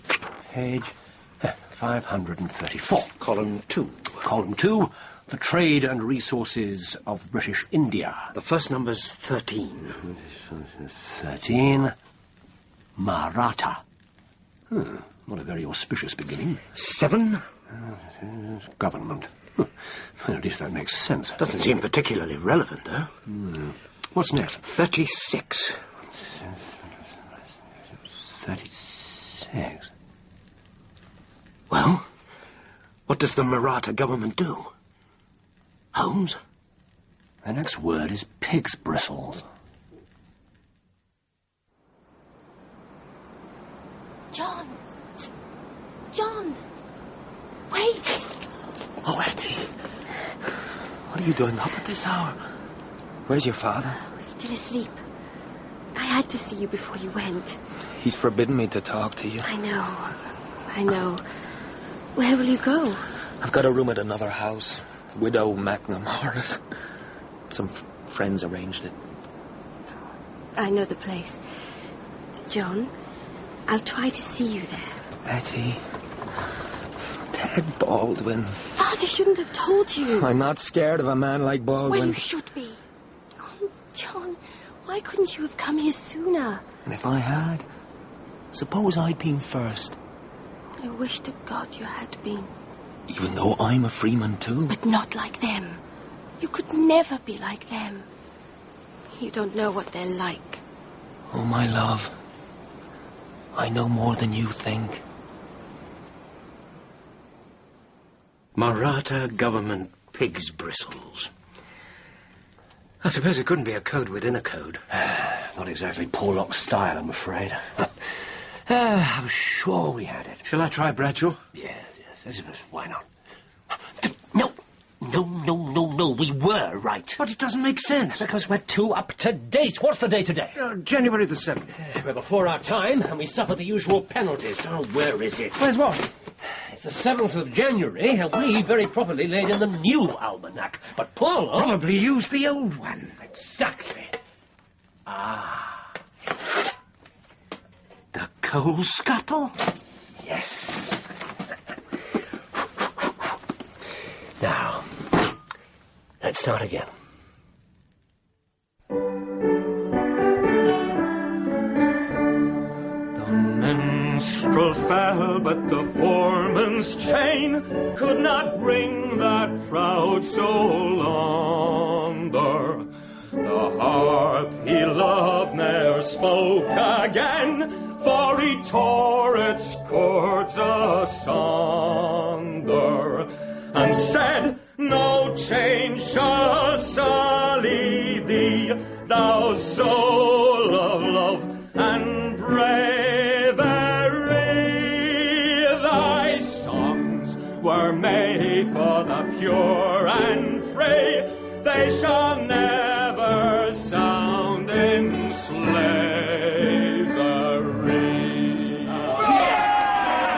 Thy songs were made for the pure and free, they shall never sound in slavery.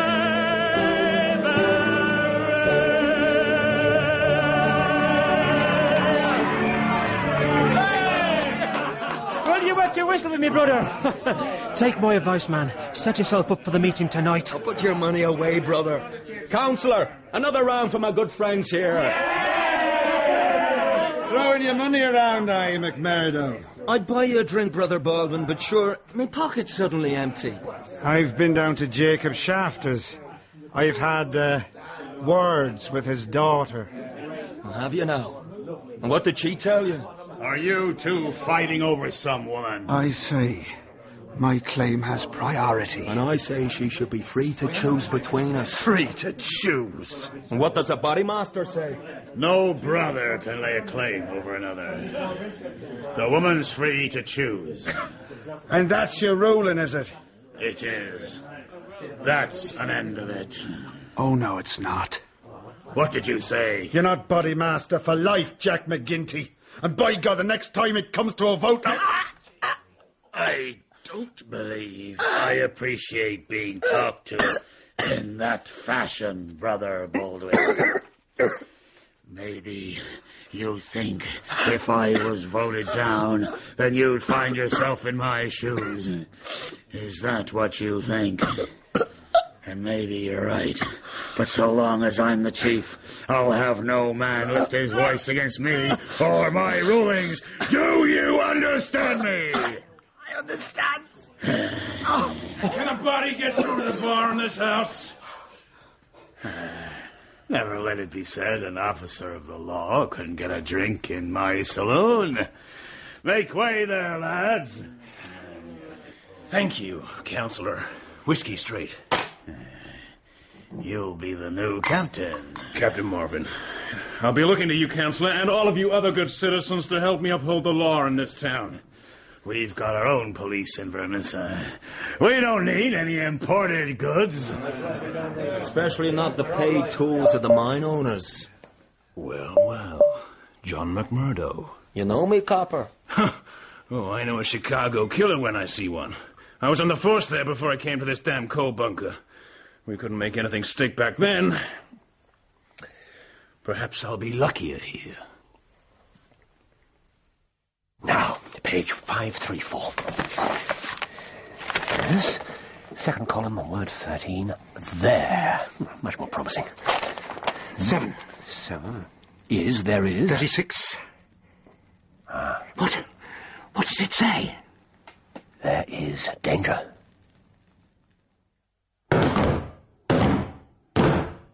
Bring in the candidate.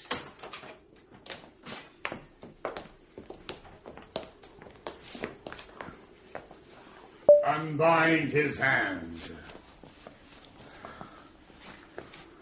Leave his side.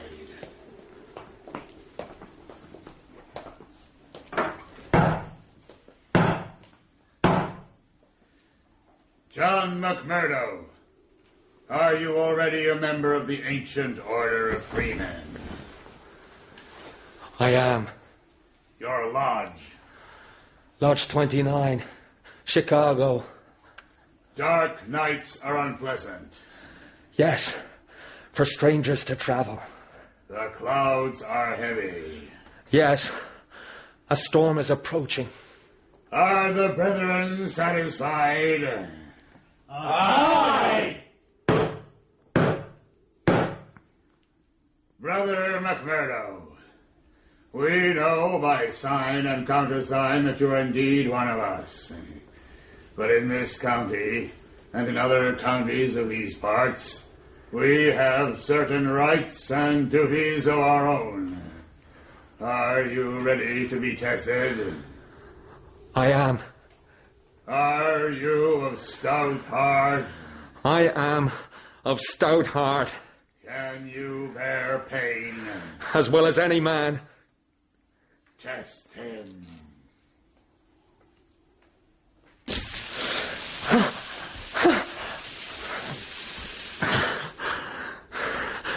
I can take more than that.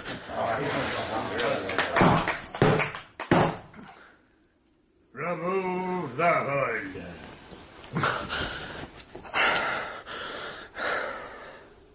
John McMurdo looked down at his right arm. There, on the flesh of the forearm, a wisp of smoke still rising from it, was a clear-cut circle with a triangle within it, deep and red, the brand mark of the Scourers. It's done. It's done. Read it back, Doctor. There is danger. Confidence is pressing. Douglas. Rich country man, Burlston House. Burlston. What do you think of pure reason and its fruits? If the greengrocer had such a thing as a laurel wreath, I'd send Mrs. Hudson round to fetch it. It's a pretty curt sort of message. Oh, he's done remarkably well. When you've only got a single column to choose words from, you're bound to have to leave something to the intelligence of your reader, which fortunately was well up to the task. Some devilry is planned against a Mr. Douglas, a rich country gentleman of Burlston House. Burlston. Whatever that is.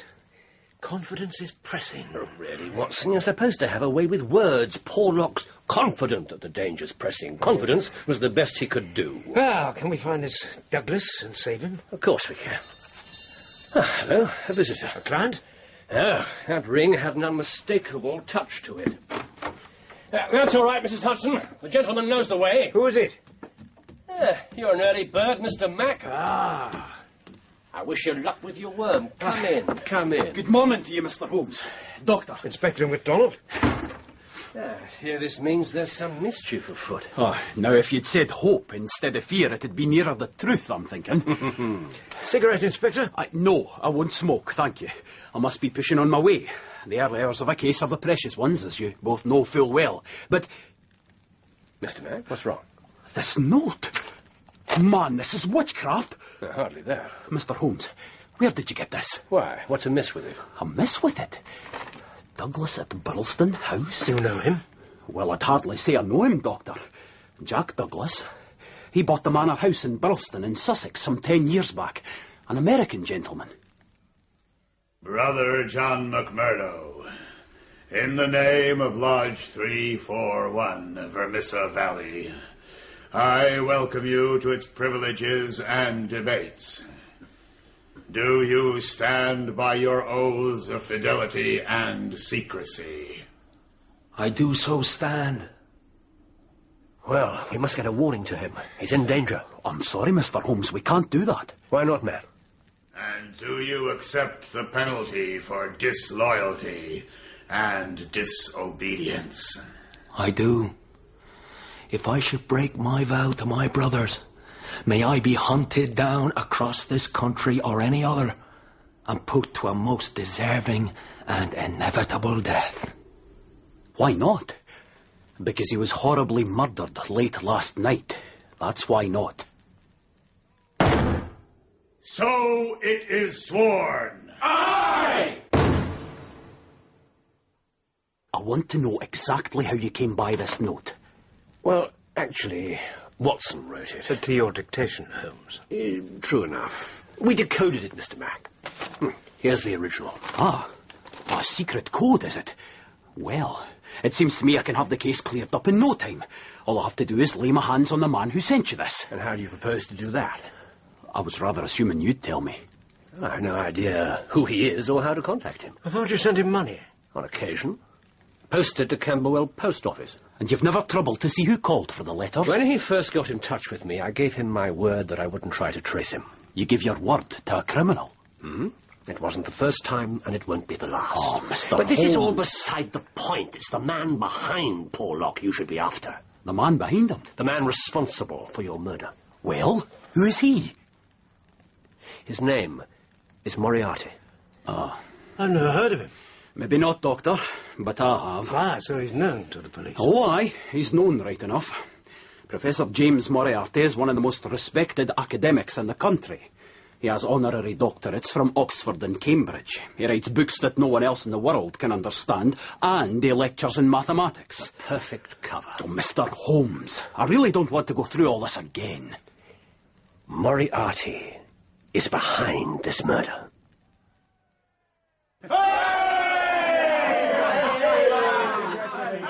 Following the ceremony of initiation, drinks were produced and strong liquor flowed freely. All were anxious to raise a glass to this new brother, who stood firm before policemen and never flinched under the branding iron. They rolled back their sleeves and compared their marks and shared their stories. All had gone through the test, though few as bravely as young John McMurdo. First item on the agenda, the pension to Jim Carnaway's widow. Brother Treasurer? Bodymaster, the companies have all been generous lately. Hetty Carnaway will be well looked after. Yes, very good. Item 2. I've had a request from Lodge 249, Merton County. They've a job to be done, too sensitive for the local brothers. The target is Andrew Ray, manager of Ray and Sturmash, co-owner... Eminent Bodymaster! Brother Scanlon. With all respect, I know Merton County. Ray and Sturmash is just a two-man company. What of it? If we kill this man, Charlie Sturmash will sell up and move out. And then it'll be just like the others. One of the big companies from New York or Philadelphia will buy up the mine. If we carry on like this, soon there won't be any small firms left. Bloody good riddance. But we can't control the big companies. They're just too powerful. We can control any size company. have any yellow scaremongering in this lodge, Scanlon. Either you stand with us or you go the same way as Donegan and Williams last year. Choose. We stand with the lodge. See that you do. Or it'll be your name on the agenda one of these days. Lodge 249 asks for 2 men. Brother Cormac. Boss. Brother Wilson. Body master.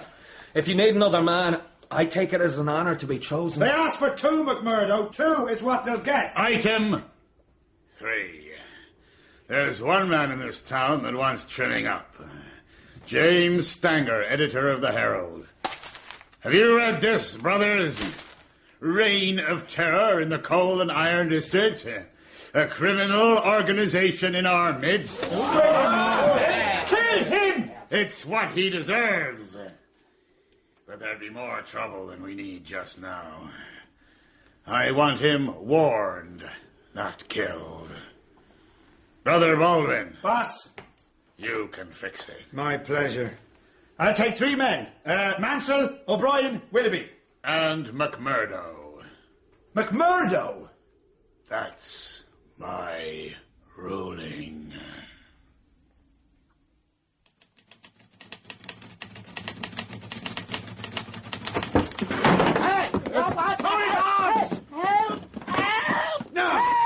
Stanger! This'll teach you to print your damn lies, eh? Call me a trimmer, eh? Will you? Easy, man. Hold me for the love of God! Shut him up! That's enough! Keep out of this! That's enough, I said! Get your hands off me, you damn traitor! Stand away from him, Baldwin, or I'll blow your face off. By God, you are a traitor. For God's sakes, hurry yourselves! The street's awake! Go on, lads. Scatter! Ted! Come on, man! I'm coming! McMurdo, don't think that this is over.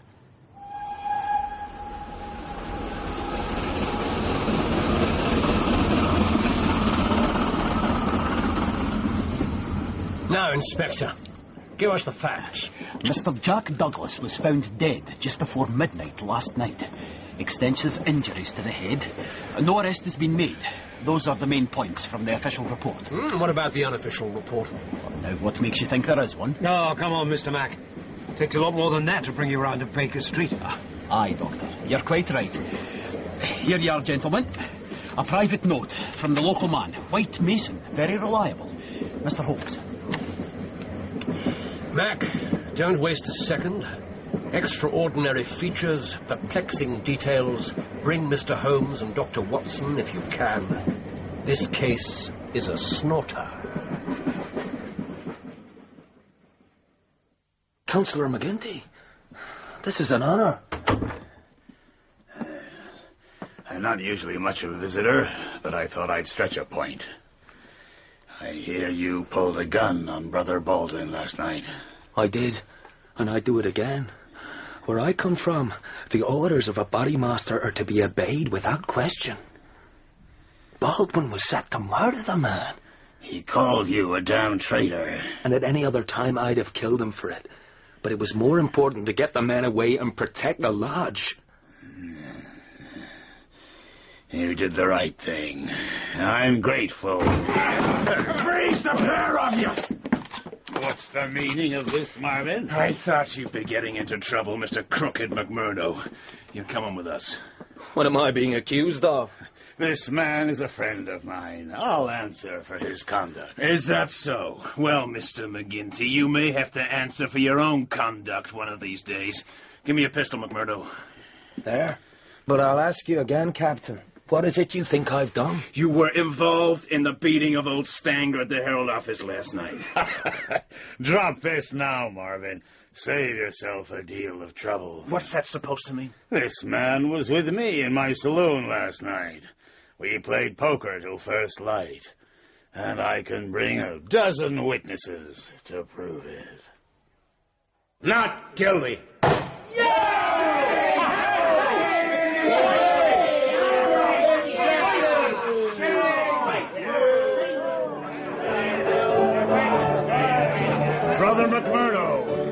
take a drink of that.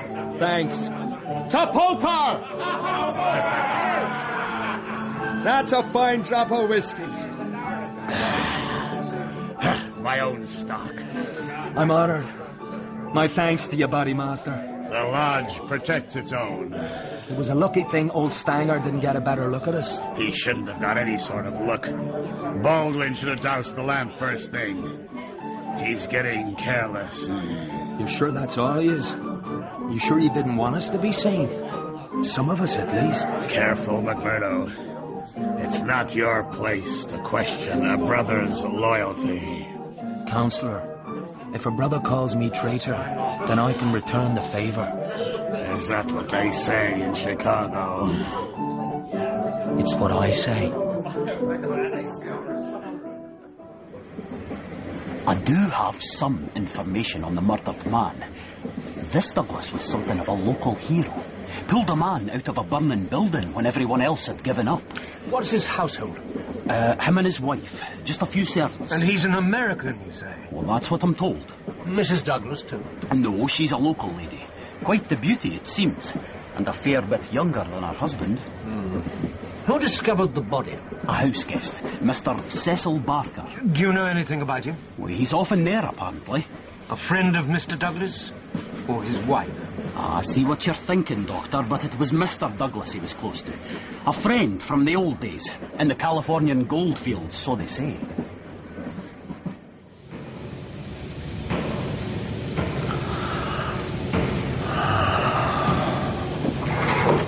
Surprise! What the hell? Etty! My God.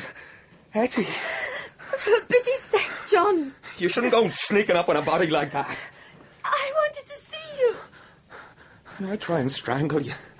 Oh, come here, my darling. Let me make it up to you. Why were you so scared of me? Sure, I was thinking of other things. Come on. Come here. John! Now, come on. Make your heart easy. Let me see you smile. How can I be easy when I know you're one of them? A criminal. We're just poor men trying to get our rights. Give it up, John. I beg you. I can't break my oath. I can't desert my comrades. Not even for me? Not even for you.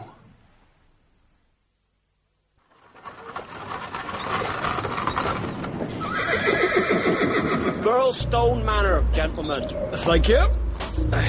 That's not a house, it's a fortress. Aye, that's the word for it. Jacobean. Built on the ruins of something much older. Probably 11th century. That really would have been a fortress. This is enough of one for me. A moat and a drawbridge.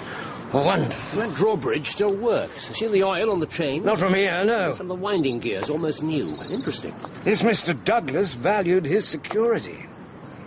Jacobean, you say? Yes, why? Oh, I was just thinking. This house has seen 3 centuries of births and homecomings, and country dances and hunts and happiness. Thank you, Watson. And now, in its old age, this tragedy.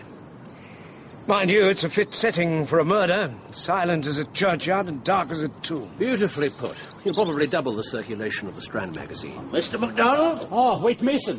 Gentlemen, good morning to you. Good morning. Oh, Dr. Watson. I hope we'll all have a place in the book when the time comes, eh? Mr. Holmes? Mr. White Mason? Oh, this is something after your own heart, gentlemen. A snorter. A real snorter.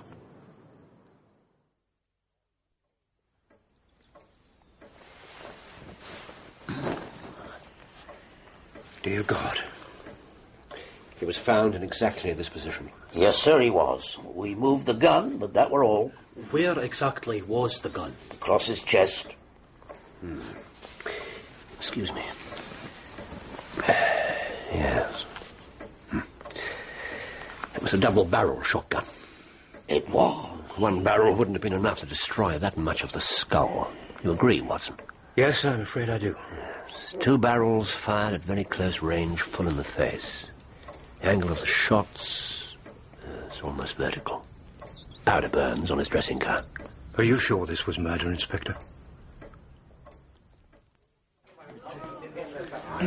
Details. That's what's important in this life. You get the details right, the rest will take care of itself. Don't you ever get tired of the sound of your own voice, McMurdo? Not half as tired as I do of yours, Baldwin. That's enough.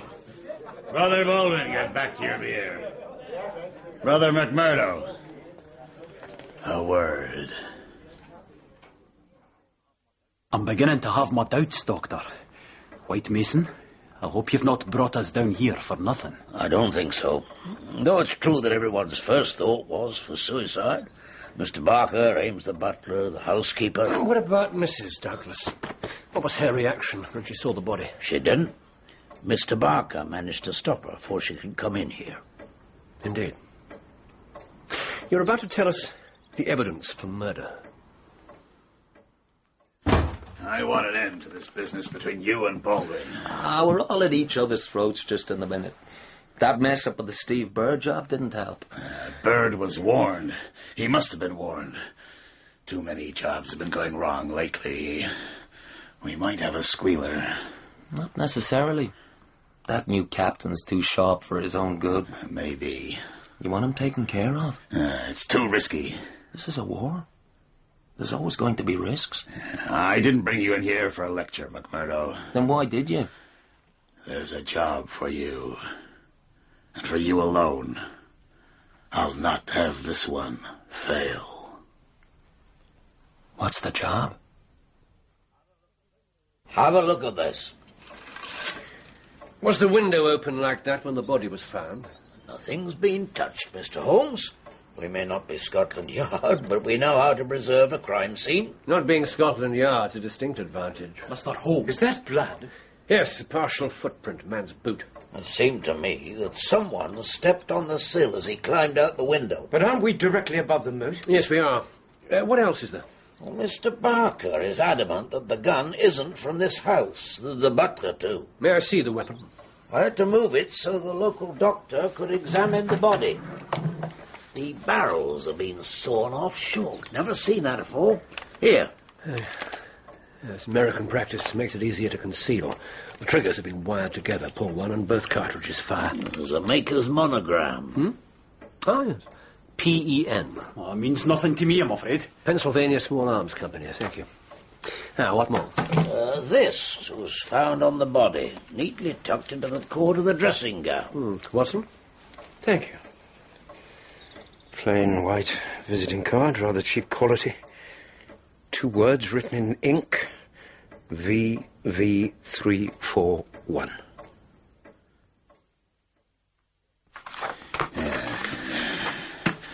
Chester Wilcox, chief foreman of the Iron Dike Company. We've had 2 tries at him already, but no luck. Now, look here. That's his house. It's well out of earshot of any of the others. Out of earshot? It could be a noisy business. There's a wife and 3 kids, as well as the man himself. They're bound to raise a cry. I'll pick him off at work. During the day? No, you won't. He's expecting us to do just that. He's always on his guard. Then you're right. At home's best. After dark. How will you get him alone? I won't. Thank you, Doctor. VV. Someone's initials? Well, there's no VV in the village. Now, Mr. Barker says that Mr. Barker seems to be saying quite a lot. Well, he very naturally took charge of things. Very naturally. Carry on. What does Mr. Barker say? That he's never seen a card like it in the house before. Well, it certainly wasn't written with any of these pens. No. Mr. White Mason, so far you've given us a dead man, a gun, a visiting card, and a boot mark. Are they the sum total of your perplexing features and extraordinary details? They are not, Mr. Holmes. The fatal shot was fired just before midnight. Mr. Barker heard it and rushed to this room. He swears that not 30 seconds had passed, but he saw no one but the dead man. The drawbridge was raised. The house was effectively an island. The window was open, but the moat is 40 feet wide, and there are no signs of anyone having crossed it. Even if the killer did escape that way, there were village people still about. A stranger, especially one with soaking wet clothes, would have been seen at once. Presumably you put out a search yourself. Straight away, Doctor. And before you ask me, Mr. Holmes, we searched the house, too. Our murderer effectively disappeared into thin air. It's not unique. Huddersfield in 76, the Folkestone slaughter in 69, half 100 others. I didn't say it was unique, sir. I said it was perplexing. You said it was extraordinary. I think it needs rather more to put it into that category. Oh, you think so, do you, Mr. Holmes? Then look at the dead man's hand. You see this ring? Unusual design. Is that gold? It's called a nugget ring, a fragment of pure gold ore in a plain metal band. So that supports the story of his past life in the gold fields. Oh, there's more to it than that, Doctor. Everyone in the house swears that Douglas always wore that ring outside his wedding ring. What wedding ring? The wedding ring from his first marriage. The wedding ring that Barker says meant more to him than anything else in the world. The wedding ring that never, ever left his finger. The wedding ring that isn't there now. Exactly.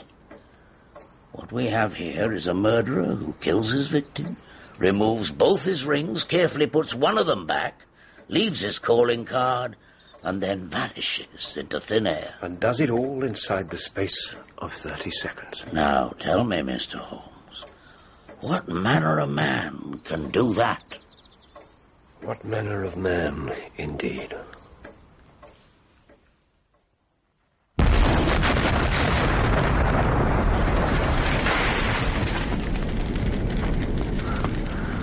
Oh, that's fine.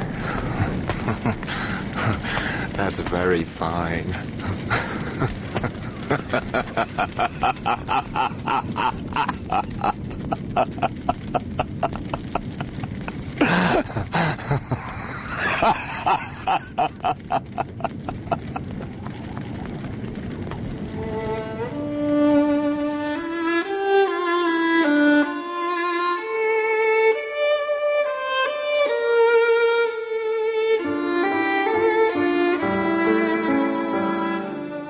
In Episode 1 of The Valley of Fear by Sir Arthur Conan Doyle, Sherlock Holmes was played by Clive Merrison and Dr. Watson by Michael Williams.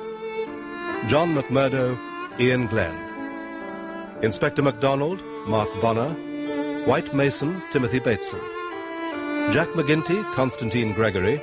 Jacob Shafter, Don McCorkindale. Etty Shafter, Amanda Gordon. Ted Baldwin, Stephen Critchlow. Mike Scanlon, Peter Gunn. Captain Marvin, Jonathan Keeble. The narrator was Ronald Pickup. Other parts were played by members of the cast. The pianist was Michael Haslam. The violinist, Abigail Young. The Valley of Fear is dramatized for radio by Bert Cools and directed by Enid Williams.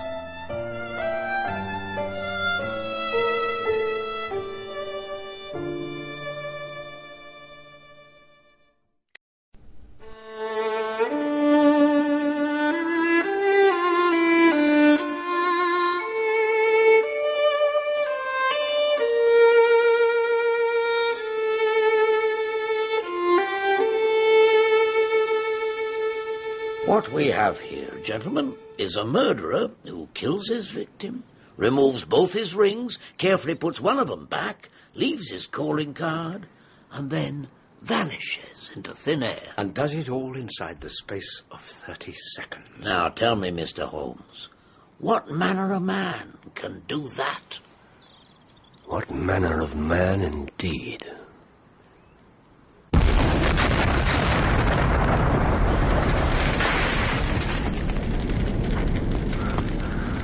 Oh, that's fine. That's very fine.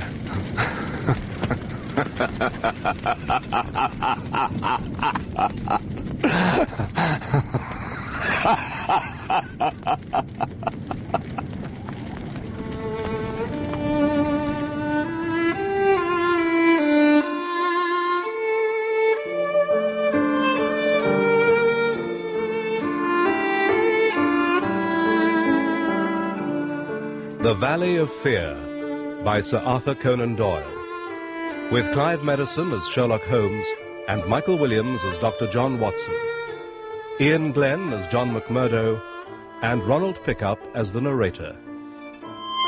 Episode 2, The Tragedy of Burleston.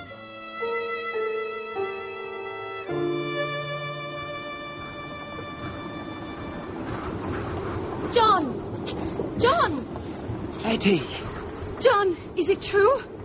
Tell me it's not true. Easy now, calm down. What you on about? The Wilcox family. All murdered. Murdered? Sure, it was an accident. The man kept blasting powder in his house. Look at me, John. No, that'll be a pleasure. Stop it. Stop this stupid act. I hate it.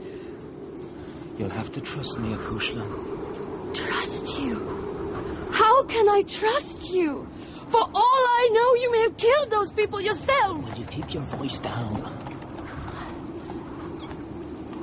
3 little children, John. Hetty. Don't touch me. I never want to see you again. Darling. Go to your scour of friends. Here's to a job well done. Brother McMurdo! Spring had come to Pennsylvania, with running brooks and blossoming trees. New hope for all nature bound so long in the iron grip of winter. But nowhere was there any hope for the men and women of the Vermissa coalfields. Darkly the shadow of death lay on the valley of fear. Watson?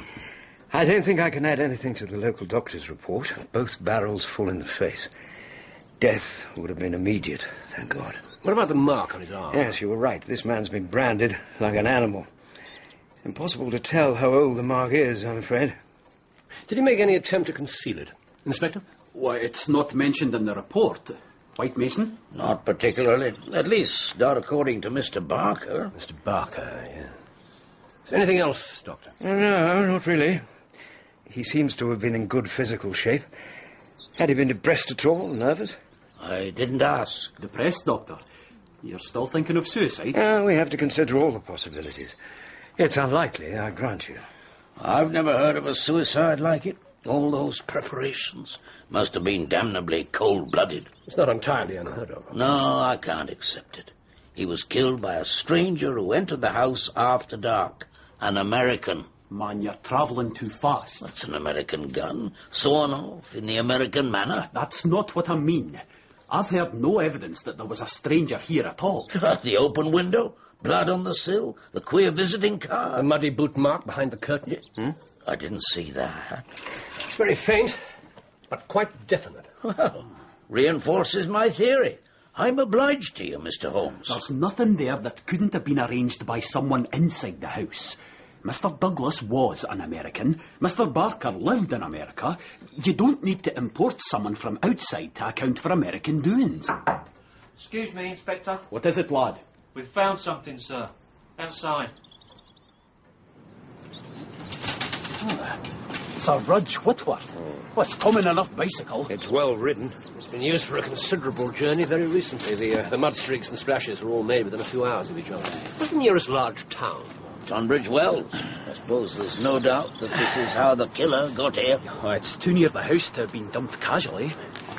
But what in the name of all that's wonderful made him leave it behind? What sort of murderer makes off with a wedding ring, but abandons his quickest means of escape? We don't seem to get a gleam of light in this case. Don't we?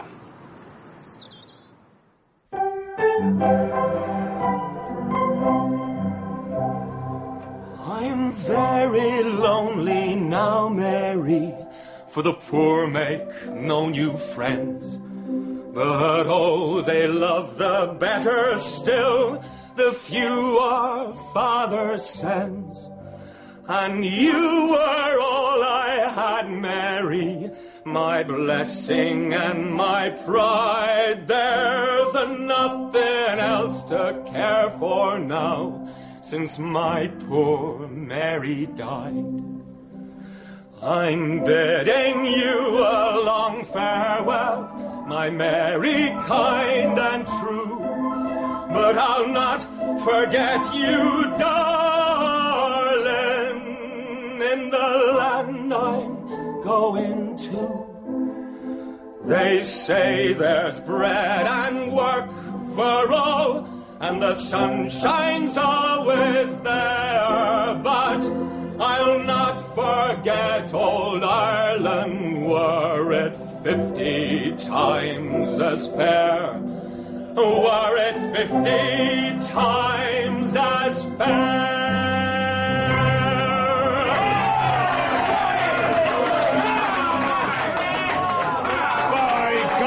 McMurdo, you've a voice on you to charm the devil himself. Here, take a drink of that. My thanks to you, Counsel. Give us another one, brother. Will you let the man finish his drink? McMurdo. Brother Scanlon, let me fill your glass. No. Listen, I've got to talk to you. Come outside.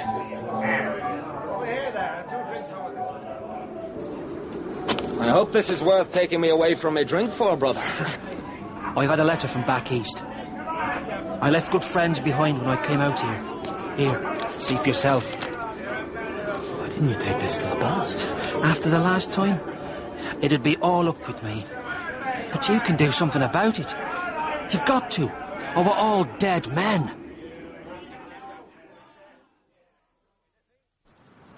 Anything?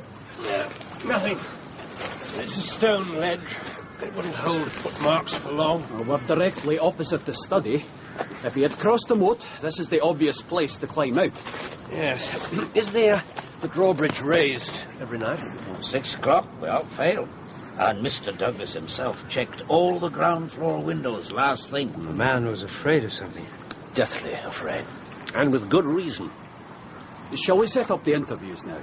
If you would, Mr. Mac. Do you want to do the questioning? Well, I'll be very happy to leave it to you.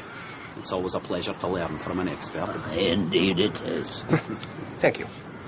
The library or the dining room, I think. Watson and I will join you there.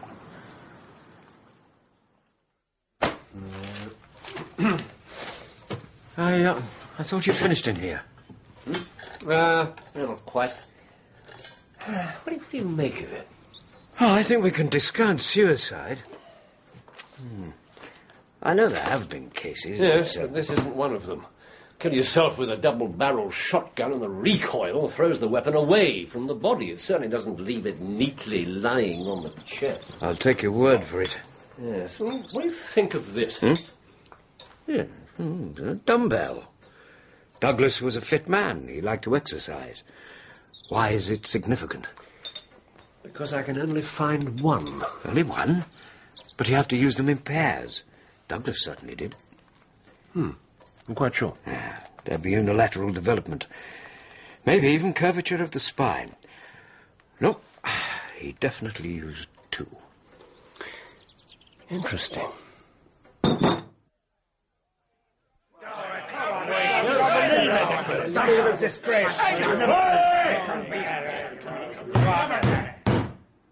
Is this how we do our business? Item 5. Eminent Bodymaster. We missed your voice, brother. Take your place. Eminent Bodymaster, I claim urgency. We've better things to do than listen to you, McMurdo. A claim of urgency takes precedence, Brother Baldwin. Speak. There's a Pinkerton detective in the valley. What? He's their top man, Bertie Edwards. And he's collecting evidence that'll put a rope around all our necks. What? What's your proof, Brother McMurdo? This letter. I have friends in business back east, and they know what they're saying. 5 big companies and 2...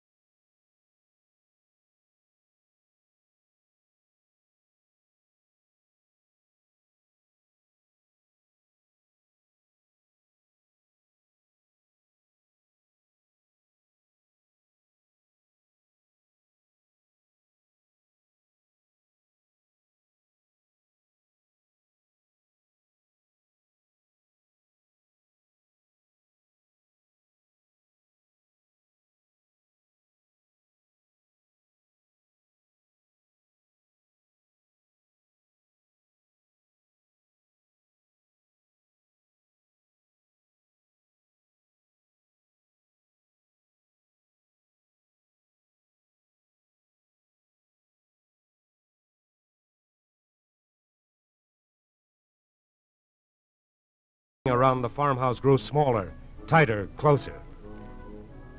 Now the FBI agents moved into the ring looking for the farmhouse. Looking for a farmhouse with a gate wide enough for a car to pass through. A farmhouse with a barn only 12 steps away. 12 steps away from a porch with 3 creaking stairs. 4, 5, 6.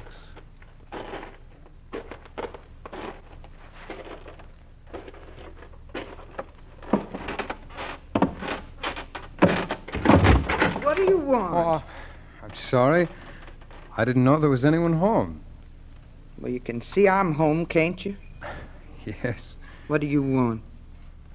I'm representing a real estate company in Tulsa. We're looking over farms in this neighborhood with a view to buying them. You want to buy this farm? Does it belong to you? Well, it belongs to my daughter, Mrs. Hadley. Sally Hadley? Yes. You know her? I've heard of her. Oh, she was going to give me the place anyways, now. Mm-hmm. You want to buy it? Well, looks like the right place to me. But I'll have to have some of the men in my company look it over this afternoon, if it's all right with you. Oh, it's fine with me. You'll be here? Yeah, I'll be here. As long as I can count on seeing you later. Oh, don't worry. You can count on seeing me. Definitely.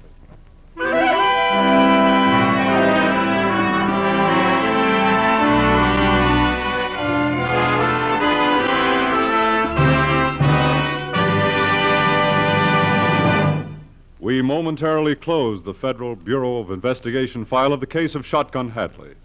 We will return to this case in just a moment. In pioneer days, Americans looked to their neighbors for security. When Mrs. Brown was sick abed, neighboring wives came over to help out. If her husband died, neighbors saw to it that she and her children had clothes, food, and shelter.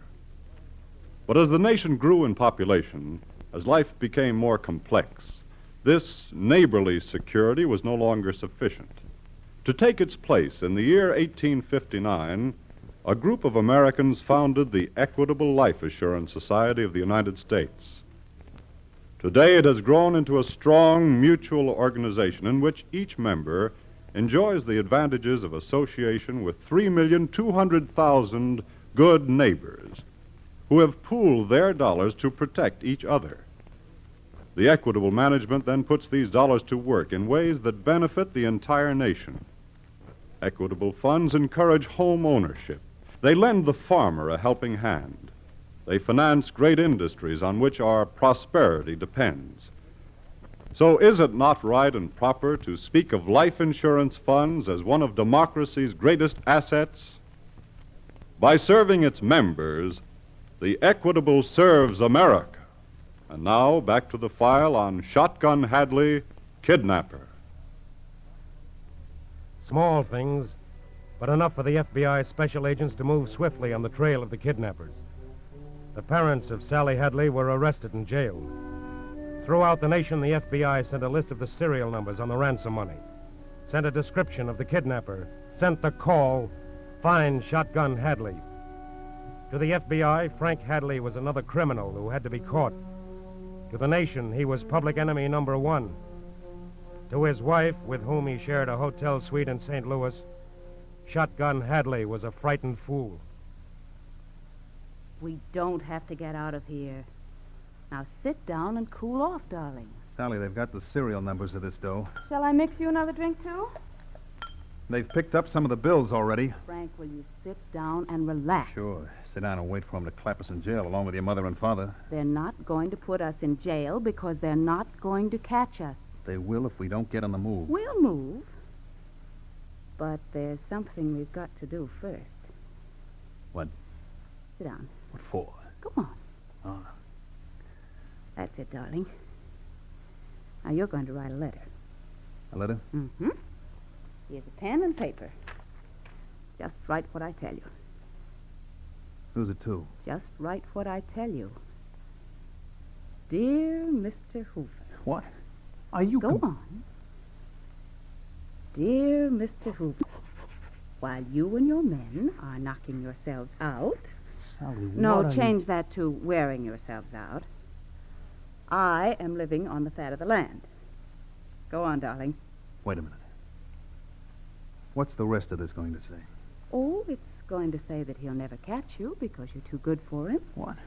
You did this alone, all by yourself, without anyone's help. And you did. What are you trying to do? Tie a noose around my neck? Frank, This is a confession. he's got my poor mother and father in jail, and I've got to get them out. By having me confess? Look, he knows you did it anyway. This will just clear my folks and show him that you're not afraid of anyone. It'll just put me in jail instead of them. Oh. You're really afraid of your own shadow, aren't you, darling? Sally, listen. You listen to me. Now, when I married you, I thought you were a man. I thought you were a man who could be the #1 boy in this country. I thought you had guts. Sally, What are you afraid of? You are #1 now. You've got to show them that. You've got to show them that they're the ones to be afraid. You've got to show them that you're too big to touch. Because you are, Frank. You are. Sally, look. If we mail the letter We're from here, not going to. I'm going to send it to a friend of mine in Chicago and have her mail it from there. When they get it, they'll see how big you are. They'll see you don't care. Yeah, sure. And then tomorrow, we're going to buy another car, and before they even have a chance to look at the bills, we'll be on our way. Okay, honey, okay. You just don't realize what a big man you've become. Now, what have you written? Dear Mr. Hoover, while you and your men are... Wait, I've got a wonderful idea. An idea that will top the whole thing off. What now? Hoover may think the letter is from some crank. But do you know what you're going to do? You're going to put your fingerprints on it, darling. What? You're going to prove this is straight from Shotgun Hadley.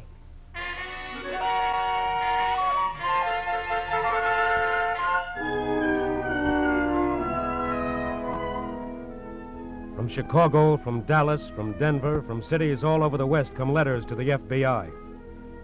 And as the letters turn up, money turns up too, ransom money. $20 bills reported by alert citizens to the FBI. $20 bills that put the FBI closer on the trail of Frank and Sally Hadley. But Sally Hadley has gotten impatient. Leaving her husband in a small house near Memphis, she buys a cheap gingham dress, a red wig, and a second-hand car. And with complete unconcern drives right back to Oklahoma. On the way, she gives a lift to 2 hitchhikers, a man and his 8-year-old daughter. I guess your little girl is asleep, Mr. Butler. Yeah, she was awful tired. Of course she was. Well, we'll get her a good dinner as soon as we get to town. Oh, you've been so nice, I couldn't let you do anything else for us, ma'am. Oh, don't be silly. I want to. Besides, she reminds me of my own little girl. Oh, do you have one? Yes, by my first husband.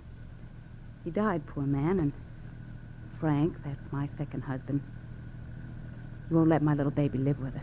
Oh, that's terrible. Well, he isn't a very nice man. Mr. Butler. Yeah? Can I trust you? Of course. I'm in terrible trouble, and I've got to speak to somebody. I've just got to get help from someone. Ma'am, if there's anything at all I can do... Well, maybe you won't say that when you know the truth. I'm Sally Hadley, and my husband is Shotgun Hadley. The kidnapper? Yes. Gee. I didn't know what kind of a man he was when I married him. Well, it's a little too late for that now, isn't it? But he's done terrible things to me, too, to my little girl, to my family. Oh. Because of him, my poor mother and father are in jail now, and Mr. Butler, I've just got to get them out. But the papers I know, but anything my father and mother did, he made them do at the point of that shotgun of his. Will you do me a favor, please? Will you just go to Oklahoma City and see my lawyer for me? Well, sure, You see, I can't go because the police are looking for me. But I want him to get a message to the FBI for me. I want him to tell them that if they'll release my mother and father, I'll tell them where my husband is. I'll be glad to take your message, Mrs. Hadley. Only... Only what? Well, my little girl. Oh, don't worry about her. I'll keep her here with me. Why, she'll be as safe as my own little girl would be.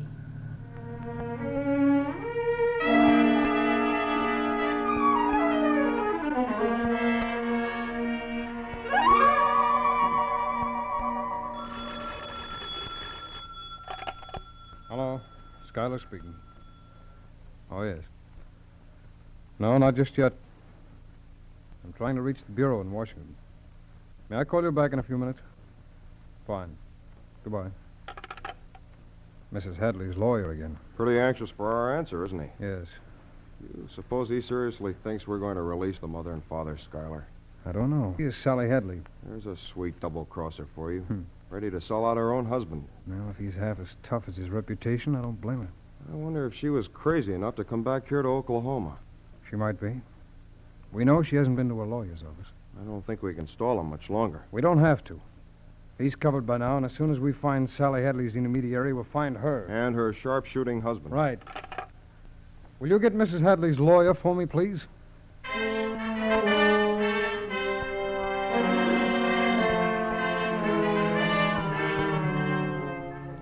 Sally Hadley, waiting in an auto camp outside Oklahoma City for the message from a lawyer, gets frightened. And so Sally Hadley, with a little child as her protection, runs to her husband, who is now in Memphis. Meanwhile, special agents of the FBI located a man in Oklahoma City, a man who was Sally Hadley's intermediary, the man whose 8-year-old child is on her way to a gangster's hideout. Well, now we've got a little 8-year-old girl to worry about, Schuyler. Yes. I just hope that Hadley woman is good. Hello. Schuyler.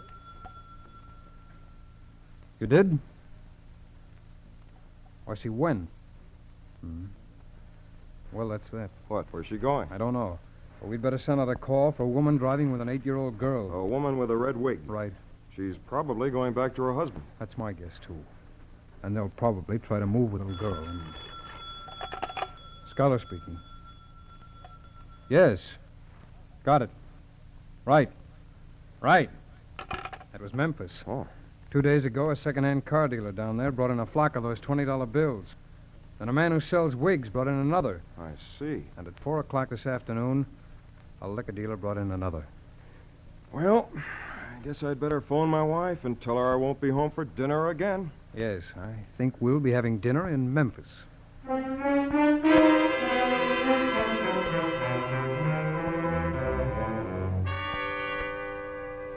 At 3:45 one September morning, a little girl sat on the Memphis railroad station. A frightened little girl clutching a ticket that would take her back to her father. But a little girl who remembered that she had had supper in a frame house near the edge of the city, and that she had seen a shotgun in that house. At 5:35 that same morning, agents of the FBI and local offices surrounded the frame house. They were armed with guns to battle against the murderous reputation of a man called Shotgun Hadley. It was just beginning to get light when two of them quietly entered the house. They stood for a moment in a dark room. To the left were two doors, two closed doors leading to two bedrooms, leading to Shotgun Hadley. They opened the first. Keep quiet. Who are you? Federal Bureau of Investigation. Federal... Oh, thank God. Listen, he's in there. Get him. He ruined my life. That was Sally Hadley, the woman who had planned the kidnapping. The woman who later tried unsuccessfully to convince a jury that she was innocent.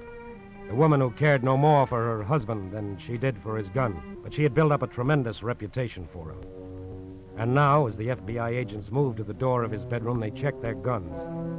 They tried to anticipate the blast of that shotgun. And then, in a quick movement, they rushed the door to Frank Hadley. There was no battle, no fight, no shooting.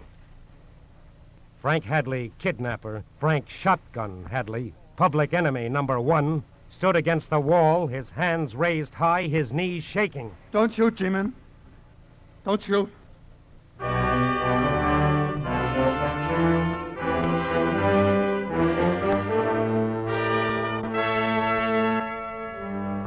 That was the beginning of the popular use of the phrase G-men. G-men meaning government men, meaning FBI agents. And that was the first and last time Frank or Sally Hadley tried a kidnapping. No kidnapper in this country has ever tried twice, once the FBI has caught them. Because the FBI is the largest protective force in the world. You see, it doesn't consist only of a director and a Washington headquarters of field officers and special agents. It also consists of you and all those like you. In every case, it's the cooperation of the people which enables the FBI to find the criminal. And that is the way it should be. Because the FBI, like our government, is created by the people, for the people. It is the people.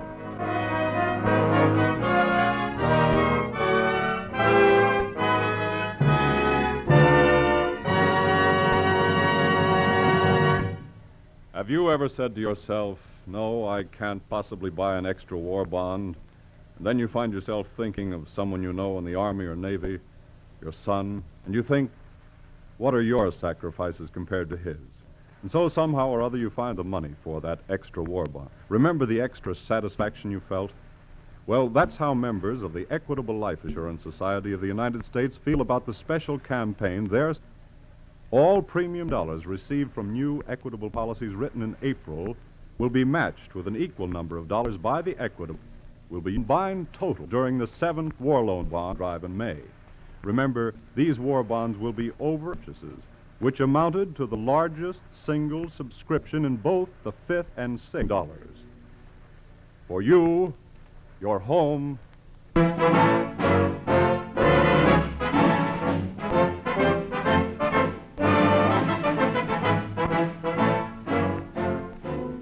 The incidents used in tonight's broadcast are taken from the files of the Federal Bureau of Investigation. However, all names used are fictitious, and any similarity thereof to the names of persons living or dead is accidental. In tonight's cast, Sally was played by Leslie Woods and Hadley by Mandel Kramer.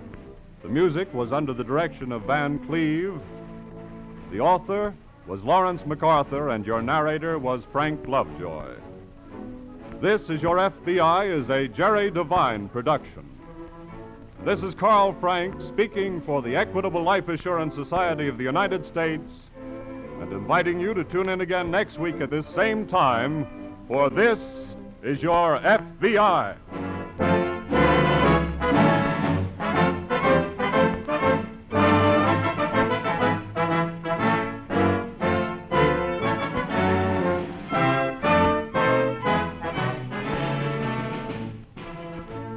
This is the Blue Network of the American Broadcasting Company. This is Your FBI.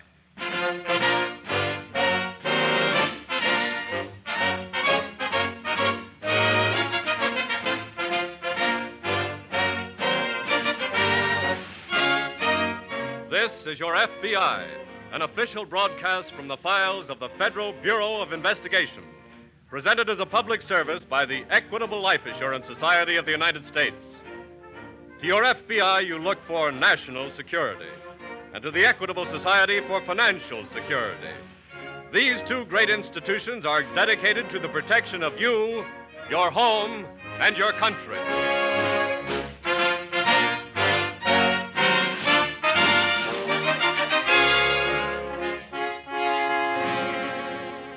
Tonight, the story of a peril to the nation.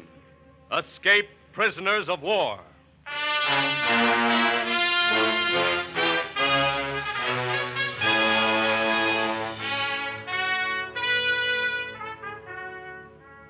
There are several million Nazis across the sea. Each one of them is a threat to the security of this country. There are several 100,000 Nazis right here within our borders, prisoners of war. Each one of them who escapes is a threat to the internal security of this country because they are Nazis. And for us, for our democracy, for our way of life, Nazis have but one feeling: contempt. The FBI proved that less than a year ago by a case that broke on the morning of June 19th. Early that sunny morning, two soldiers, two GIs, were walking through a patch of woods on their way back to camp. Hey, look, Eddie, a rabbit. What am I supposed to do, salute? Gee, did you see him go? Boom, right into the ground. Probably crawled down a hole to sleep. Gee, if he's just down a little hole. What are you pawing around for now? I always wanted to have a rabbit for a pet. All right, so you always wanted a rabbit. This is no time. Hey, Eddie. Yeah? What kind of a rabbit could dig a hole this big? A big rabbit. Come on. Hey, these leaves are just covering up the entrance to a tunnel, it looks like. For Pete's sake, Mickey. Hey, it is a tunnel. Come on in. I'm too tired. Oh, come on. What do you got to lose?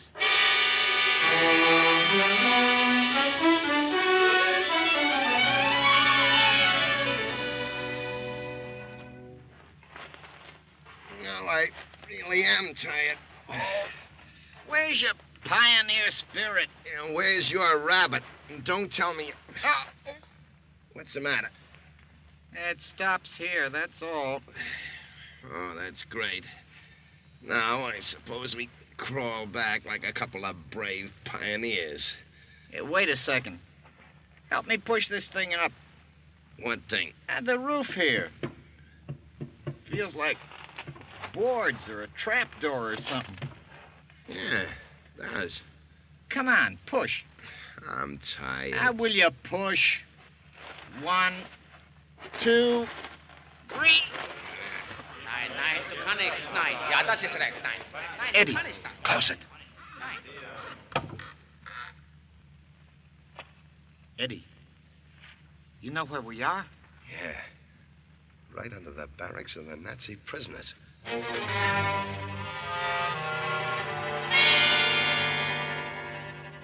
That was on Monday morning, June 19th. But the tunnel had already been used. During the night of the 18th, 2 Nazi prisoners had escaped.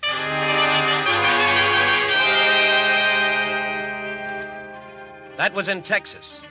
And immediately, the FBI headquarters in that state were notified by military authorities. They weren't caught unprepared because special arrangements had been made for such an emergency. And the special agents went to work immediately. The newspapers, the radio stations, and most important, the local police of Dallas and Fort Worth were notified and given detailed descriptions of the 2 men. The police radioed warnings to all sheriffs and all peace officers, and broadcasts were also sent out over the Texas State Patrol's network. By late afternoon, the FBI was busy checking the dozens and dozens of reports which kept coming in. Dean speaking. Yes? Yes. Yes, okay. Thanks a lot, Sheriff. Right. Well, that's another lead gone, Phil. Which one? Those 2 fellows spotted fixing a puncture on a back road. Those local police sure get on the job quick. Age 23. What? I was just reading over the description of Tanner. Oh. Lieutenant Paul Tanner of the German Navy. Captured when submarine disabled by depth charge. Dean speaking. Yeah? Uh-huh. I see. Okay, thanks a lot. All right. Which one was that? Those 2 men seen sleeping in that cemetery. Bad lead? Yes. Something's got to turn up, Dean. Yes, and you know when it does, Hackenberg's going to be easier to spot than Tanner. Because of that scar on his cheek. Yes. Well, with the whole state out on the hunt, there's got to be... Dean speaking. Yes? Yes? Yes. Thanks. Right. Bicycle was stolen from a house 1 mile from the camp the night of the escape. Bicycle? Yes, and the house was on the same road the prisoners took when they went on labor details. That sounds good. That sounds better than good. 2 men on 1 bicycle. They ought to be easy to spot, Phil. If we can spot them before they get rid of the bike, let's send out a call. Right.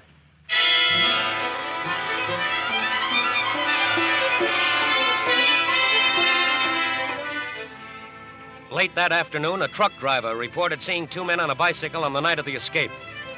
An hour later came another call. A farmer had seen 2 men on a bicycle the morning after the escape. Then there were no more calls, no more reports.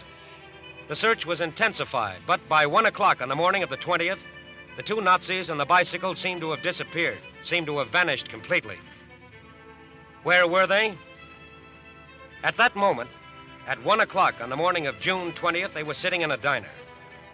Dressed in blue jeans and khaki shirts, drinking coffee, 2 escaped Nazis were sitting in an all-night diner in a small town in Texas, USA. You boys want anything with that coffee? No, thanks. You ain't from around here, are you? No. Just passing through. Yes. Where you heading? East. East, huh? I know somebody's going east. Maybe we will have something else. Do you have any pie? Sure, what kind you want? Oh, anything that's good. You pick it out. You trust me. Sure. Okay. 2 pieces? Yes. Okie doke. Whitey, let me have 2 cuts of that peach pie. Okay. Now, Whitey, now. I heard you. Gee, I'm getting hungry myself. Scramble me up a couple eggs? You just ate an hour ago. Well, I'm a growing girl. Scramble up the eggs, you cheapskate. Here's your pie. Thanks. Toast with them eggs, too. It's peach pie, boys. Dankeschön. I don't think we want the pie after all. But you ordered it. We have to go. Here. You didn't even finish your Come coffee. on, let's go. Let's go.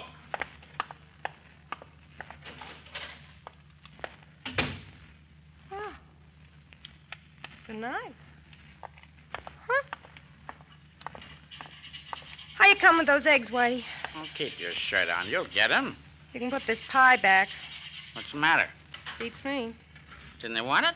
They didn't want nothing. They even left the coffee. Millionaires, huh? Come on, make with the eggs. The griddle ain't hot enough yet. Park yourself. Here, ring this up. I'll keep the change. How much? Dime. You ain't going to charge him for the pie, are you? I guess not. Hey, what those guys rush out for? Now, how do I know? That griddle looks hot enough to me. You want your toast, though, don't you? And coffee. How about a steak, too, Your Highness? Ha ha. Very funny. Whitey. Yeah? What's Tonkashin mean? Huh? Tonkashin or Tonkashine? What? One of those fellas said it to me when I brought him the pie. The pie you didn't eat, huh? Yeah. I think I'll have a piece myself. Oh, here. Tonkashin. What? Maybe that's French for what's your telephone number? French. Sounds more like German to me. Where do you get German out of that? Listen, when you want to say thank you in German, dope, you say Dankeschön. That's it. That's what he's... Whitey. Holy crow.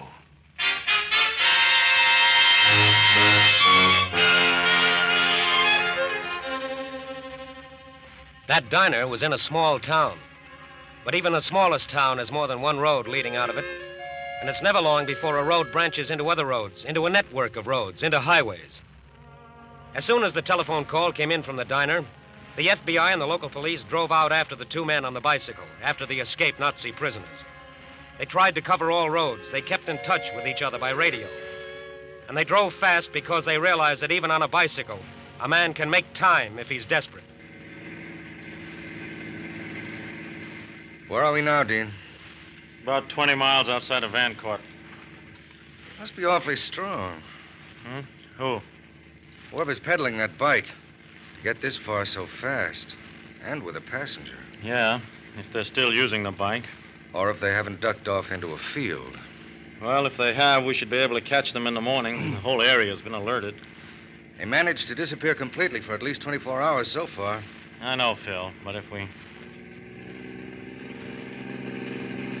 That is a bicycle, isn't it? Looks like it from here. You have your gun ready? Yes. Dean, do you see anybody on the handlebars? No. Don't tell me it's going to be a farmer out for a joyride. At this hour of the morning? Say. Huh? Pull over to the side there. Where are you going, mister? Vancourt. What for? Why do you want to know? We're federal officers. What's your name? Frank Johnson. Isn't it kind of late to be out for a ride, Mr. Johnson? Oh, my sister just had a baby. I rode over to see her. Oh, from where? Vancourt. You live there? Yes. Can we see your draft card, please? I'm sorry I forgot it. You know how it is when you get a call at the baby. What's the matter? Where'd you get that scar on your cheek? Germany. Where's Lieutenant Tanner? I really could not say, but probably very well taken care of. What do you mean? Americans are extremely hospitable and just as stupid. I think you'd better get in the car, Hackenberg. Captain Hockenberg. Captain Hockenberg. Dankeschön.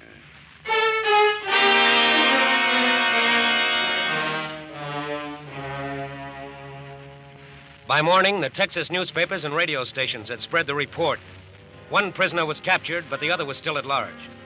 An escaped Nazi was still free, was still somewhere in the vicinity of Vancourt, Texas.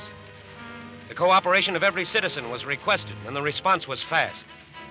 Report after report came into the FBI and the state and local police. Report after report was checked and followed up. The most promising came from a doctor. Well, gentlemen, I was coming home from a late call, and just as I passed that filling station outside San Angelo, I noticed a man climbing into the back of this truck. About what time?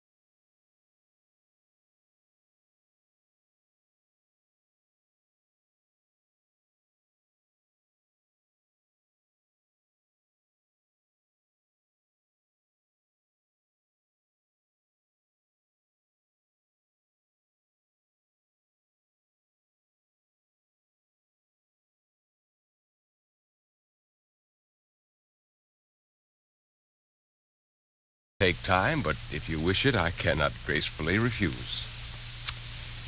At about 100 paces from Verdun, on the banks of the Loire, stands an old brown house, crowned with very high roofs, and so completely isolated that there is nothing near it. In front of this house is a garden down to the river. That is, it once was a garden. Now it is completely overrun with weeds, and the trees and shrubs have grown wild and ugly. The paths, once graveled, are overgrown with purslane. But, to be accurate, there's really no longer a trace of a path unless you look very closely. At one time, this must have been a beautiful garden, setting off the house until it very probably looked like a castle. The roof of this house is dreadfully dilapidated, and the outside shutters are always closed. The balconies are hung with swallows' nests, and the doors are forever shut. The dreary silence is broken only by birds and cats, rats, and mice free to scamper around and fight and eat each other. An invisible hand has written over it all mystery. During my stay at Verdun, the sight of La Grande Bretèche, for that's what it was called, became one of my keenest pleasures. Its unrevealed secrets intrigued me, and many was the evening that I braved the scratches of the overgrown hedges and got into this ownerless garden, which was no longer public or private. I lingered there for hours, gazing at the disorder and wondering at the debauches which had brought its downfall. One evening in my room, a stranger was announced to me, a Monsieur Regnault, who was the essence of politeness, but who had the great displeasure, he said, to request that my visits to La Grande Bretèche cease. Naturally, I was curious as to why, and he elaborated by adding that he was the executor under the will of the late Comtesse de Marais, and that her last word had specifically instructed that the house was to be vacated, and no one was to enter, even the grounds, for 50 years. Well, more than ever, I wanted to know why such a strange will was left. Monsieur was a tacit man, but a glass of sherry warmed him sufficiently to relate that Monsieur le Comte de Marais was dead, and that Madame de Marais was on her deathbed when he visited La Grande Bretèche. She was a shrunken old woman who gave her last will and testament the moment before she clutched a very beautiful silver-mounted Spanish crucifix and died. From that time on, no one had entered the house, not even the madame's maid. In such a state of suspense, Monsieur Regnault left me.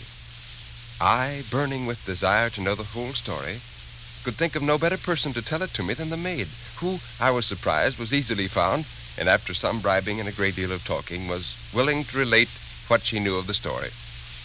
Rosalie was eloquent in her reproduction, and in order not to fill volumes, I will relate what she told me as briefly as possible. The room at La Grande Bretèche in which Madame de Marais slept was on the ground floor. A little cupboard in the wall, about 4 feet deep, served to hang her dresses in. 3 months before the evening of which I have to relate the events, Madame de Marais had been seriously ailing, so much so that her husband had left her to herself and had his own bedroom on the 2nd floor. By one of those accidents which it is impossible to foresee, he came in that evening 2 hours later than usual from the club, where he went to read the papers. For some time past, Monsieur de Marais had been satisfied to ask Rosalie whether his wife was in bed, and on the girl's replying always in the affirmative, he at once went to his own room with the good faith that comes from habit and confidence. But this evening, on coming in, he took it into his head to go see Madame de Marais. Instead of calling Rosalie, who was in the kitchen at that moment, Monsieur de Marais made his way to his wife's room by the light of his lantern. At the instant when he turned the key to enter his wife's room, he fancied he heard the door shut of the closet of which I have spoken. But when he went in, Madame de Marais was alone, standing in front of the fireplace. The unsuspecting husband fancied that Rosalie was in the cupboard. Nevertheless, a doubt, ringing in his ears like the peal of bells, put him on his guard. He looked at his wife, read in her eyes an indescribably anxious and haunted expression. "You are very late," she said. Her voice, usually so clear and sweet, struck him as being slightly husky. At this moment, Rosalie came into the room. This was like a thunderclap. He walked up and down the room, going from one window to another at a regular pace, his arms folded. Finally, facing his wife, he said, "Madam, there is someone in your cupboard." She looked at him calmly and replied quite simply, "No, monsieur. This no wrung Monsieur de Marais' heart. He did not believe it, and yet his wife had never appeared purer or more saintly than she seemed at this moment. He rose to go and open that closet door. Madame took his hand, stopped him, looked at him sadly, and said in a voice of strange emotion, "Remember, if you should find no one there, everything must be at an end between you and me." No, Josephine, I will not open it. In either event, we should be parted forever. Listen, I know all the purity of your soul. I know you lead a saintly life and would not commit a deadly sin to save your life. See, here is your crucifix. Swear to me before God that there is no one in there. I will believe you. I will never open that door. I swear it. Louder, and repeat. I swear before God that there is nobody in that closet. I swear before God that there is nobody in that closet. That will do.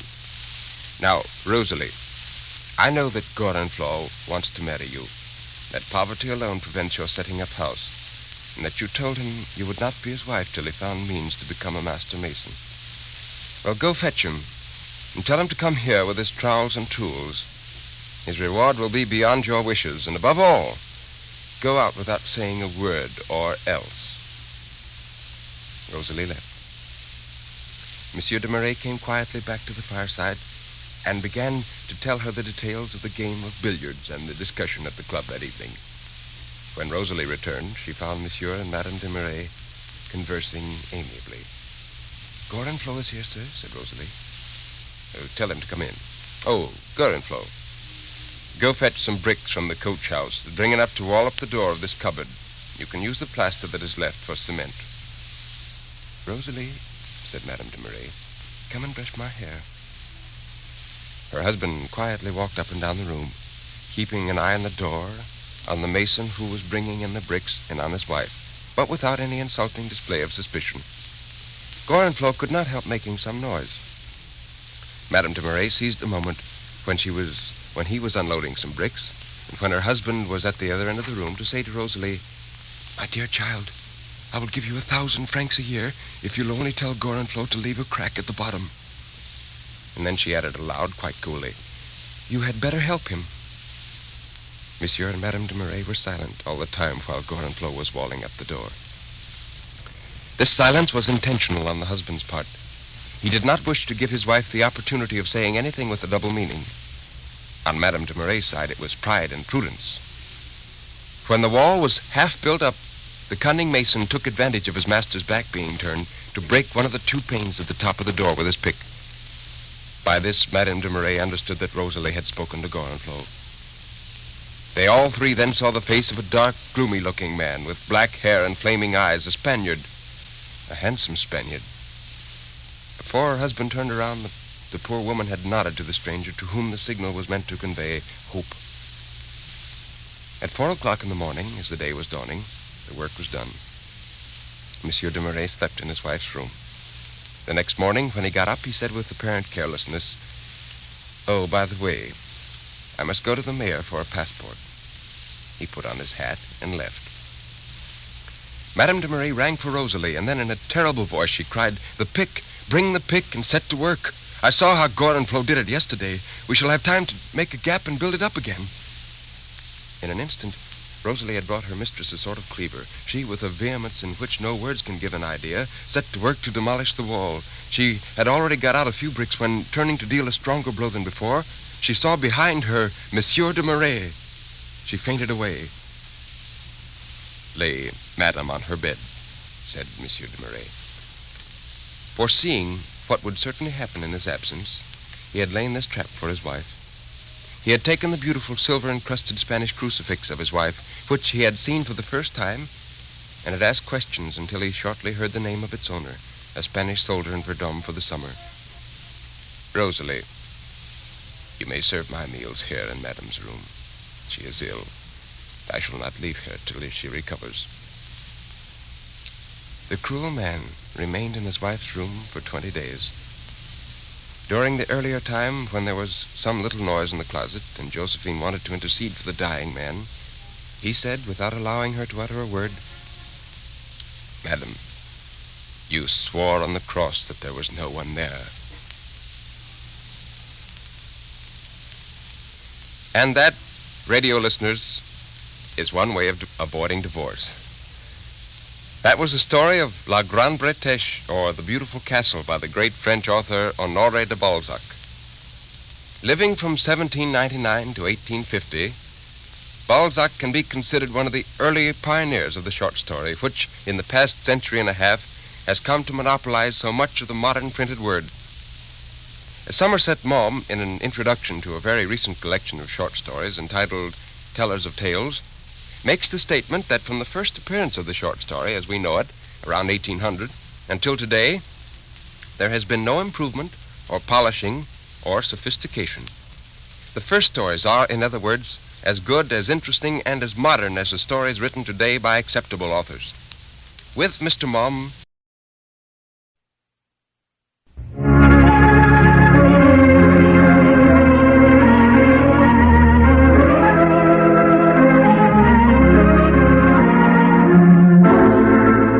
The world's greatest short stories, brought to you by Nelson Olmsted.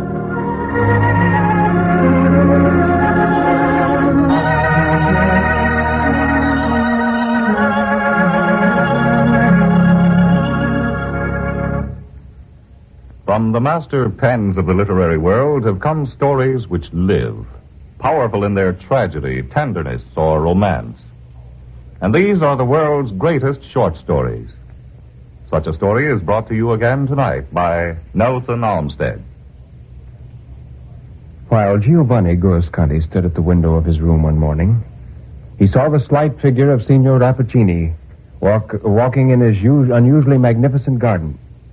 Giovanni had not long been in Pardieu, Italy, but his curiosity concerning his neighbor had grown daily. He'd heard many strange stories concerning Rappaccini, who, it was said, was a famous doctor who distilled plants of his garden into medicines that were as potent as charms. As Giovanni watched, he noticed that nothing could exceed the intentness with which this scientific gardener examined every shrub which grew in his garden. And yet, he avoided their actual touch or the direct inhaling of their odors with a caution that impressed Giovanni most disagreeably. The gardener, while plucking away the dead leaves or pruning the too luxuriant growth of the shrubs, defended his hands with a pair of thick gloves. And when in his walk through the garden, he came to the magnificent plant that hung with its bright purple gem-like flowers beside the marble fountain, he placed a kind of mask over his mouth and nostrils, as if all this beauty concealed a deadlier malice. Finding his task still too dangerous, he drew back, removed the mask, and called to his daughter Beatrice to come. Soon there emerged from under the sculptured portal the figure of a young girl, arrayed with as much richness of taste as the most splendid of flowers, beautiful as the day, and with a bloom so deep and vivid that one shade more would have been too much. And as Beatrice came down the garden path, it was observable that she handled and inhaled the odor of several of the plants which her father had most sedulously avoided. Her father spoke. Here, Beatrice, see how much needs to be done to our chief treasure. And yet, shattered as I am, my life might pay the penalty of approaching it so closely as circumstances demand. Henceforth, I fear, this plant must be consigned to your sole charge. And gladly will I undertake it, said the young lady, as she bent toward the magnificent plant with the purple flowers and opened her arms as if to embrace it. And then she busied herself with such attentions as the plant seemed to require, while Rappaccini, his labors finished, retired into the house. Beatrice now strayed carelessly through the garden, approaching closer beneath Giovanni's window. And at this moment, there came a beautiful insect over the garden wall. Without alighting on the flowers, this winged brightness seemed to be attracted to Beatrice, and lingered in the air and fluttered about her head. Now, Giovanni fancied that while Beatrice was gazing at the insect with childish delight, it grew faint and fell at her feet. Its bright wings shivered. It was dead, from no cause that he could discern, unless it was the atmosphere of her breath. Beatrice crossed herself and sighed heavily as she bent over the dead insect. An impulsive movement of Giovanni's drew her eyes to the window. Scarcely knowing what he did, Giovanni threw down a bouquet of flowers that was near him and said, Signora, these are pure and healthy flowers. Wear them for the sake of Giovanni Guasconti. Thank you, Signor. I accept your gift and would fain recompense it with this precious purple flower I have. But if I toss it into the air, it will not reach you. So, Signor Guasconti must even content himself with my thanks. And she lifted the bouquet from the ground and then, as if inwardly ashamed at having stepped aside from her maidenly reserve to respond to a stranger's greeting, passed swiftly homeward through the garden. But few as the moments were, it seemed to Giovanni, when she was on the point of vanishing beneath the sculptured portal, that his beautiful bouquet was already beginning to wither in her grasp. On many days after this incident, the young man talked to Beatrice from the window. Giovanni had not a deep heart, but he had a quick fancy and an ardent southern temperament which rose every instant to a higher fever pitch.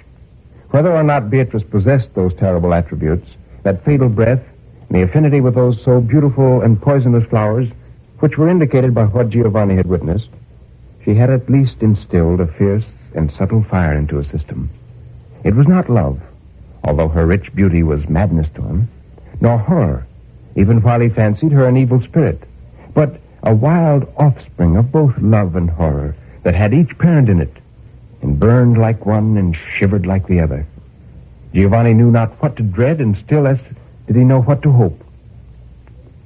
One day, when Giovanni's spirits were particularly low, his landlady came to him and whispered that she knew a secret entrance into the garden which he could use.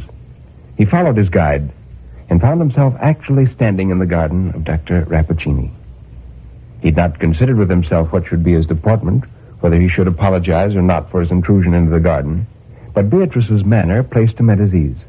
There was surprise in her face when she saw him, but that brightened by a simple and kind expression of pleasure, and she talked with him as if they'd been friends for many years. And while she spoke, there was a fragrance in the atmosphere around her, rich and delightful, yet which the young man, from an indefinable reluctance, scarcely dared to draw into his lungs. While they talked, they strayed through the garden and approached the fountain, beside which grew the magnificent shrub with its treasury of purple blossoms. And Giovanni spoke. I remember, Signora, that you once promised to reward me with one of these living gems for the bouquet that I had the happy boldness to fling to your feet. Permit me now to pluck it as a memorial of this interview. He made a step toward the shrub with extended hand, but Beatrice started forward, uttering a shriek that went through his heart like a dagger. She caught his hand and drew it back with the full force of her slender figure. Giovanni felt her touch thrilling through his fibers. Touch it not, she cried. Not for your life, it is fatal. And then, hiding her face, she fled from him and vanished beneath the sculptured portal. And as Giovanni followed her with his eyes, he beheld the emaciated figure and pale intelligence of Dr. Rappaccini, who had been watching the scene within the shadow of the entrance. After the first interview, a second was in the inevitable course of what we call fate. A third, a fourth, and a meeting with Beatrice in the garden was no longer an incident in Giovanni's daily life, but the whole space in which he might be said to live. For the anticipation and memory of that ecstatic hour made up the remainder. Nor was it otherwise with the daughter of Rappaccini. They loved, and yet there had been no seal of lips, no clasp of hands, nor any slightest caress such as love demands. On the few occasions when Giovanni had seemed tempted to overstep the limit, Beatrice grew so sad and so stern, and withal wore such a look of desolate separation, that not a spoken word was necessary to repel him. Now, a considerable time had passed since Giovanni's last meeting with Professor Baglioni, his teacher, who had first told him about Rappaccini and his daughter. One morning, however, Giovanni was disagreeably surprised by a visit from the professor, who seated himself and proceeded to tell him that Beatrice had been nourished from poisons from her birth upward, until her whole nature was so imbued with them that she herself had become the deadliest poison in existence. The poison was her element of life. With that rich perfume of her breath, she blasted the very air. Giovanni's face evinced many contending emotions. He had suspected this about Beatrice, and so bluntly, he told the professor of his love for her. Giovanni, my poor Giovanni, the professor answered with some surprise. But be of good cheer, my son. Possibly we may even succeed in bringing back this miserable child within the limits of ordinary nature, from which your father's madness has estranged her. And so saying, he presented Giovanni with a small vial, in which he said was an antidote that would render the most virulent poisons innocuous. Bestow the vial on your Beatrice, and hopefully await the result. And then, with a comment on the singular fragrance in the apartment, the professor took his leave.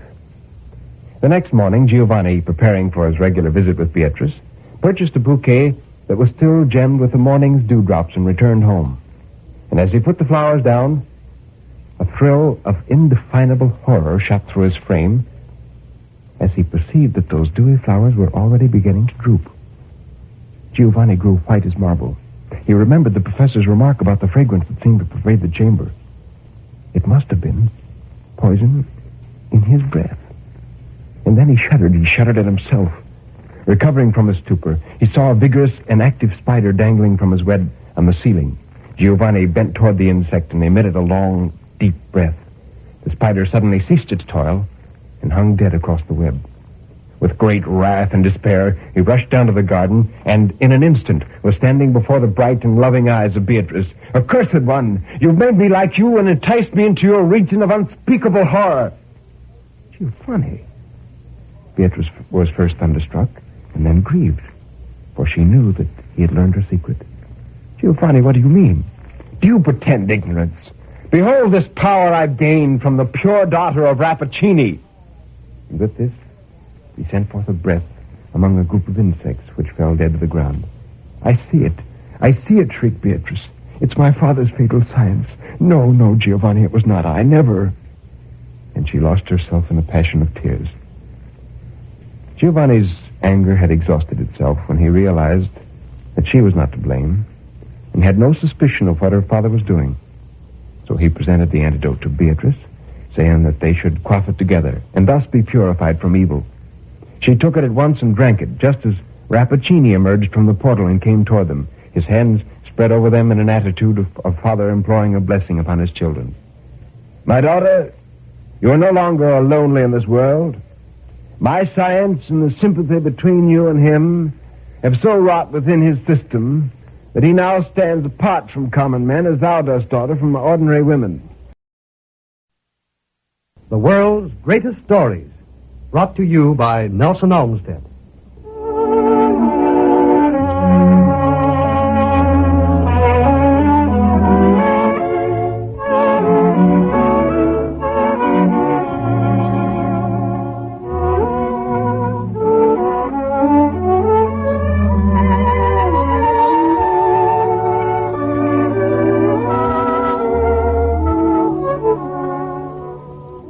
Ladies and gentlemen, tonight, for the first time in this series, Nelson Olmsted has closed his eyes to the title of this program to bring you a short story which is not one of the world's greatest.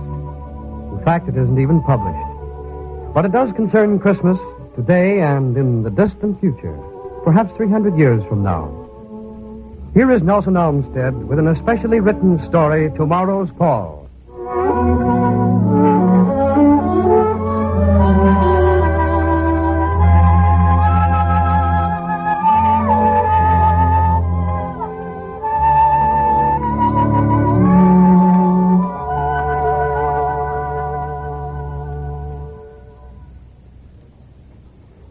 That morning, I arose early, stirred by a restlessness which provoked me to walk to my assembly instead of using the transport.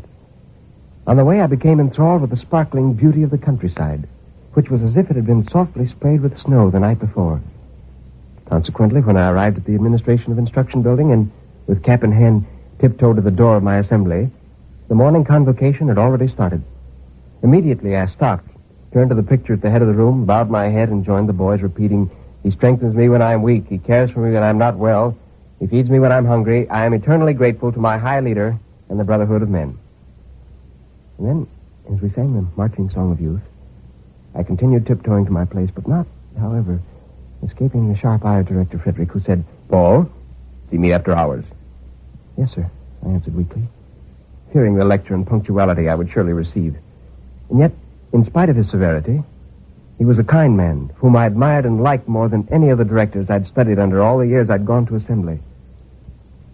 When the day's hours were over, I walked slowly to his room, knocked on the door, and went in. Oh, Paul. Director Frederick, I'm ashamed of having been late this morning. Yes, but that's not what I called you in for, Paul. In another week, on New Year's first day, you will be celebrating the close of your instructions. How do you feel? About growing up, I mean. I'm not sure I know, Director. What do you mean?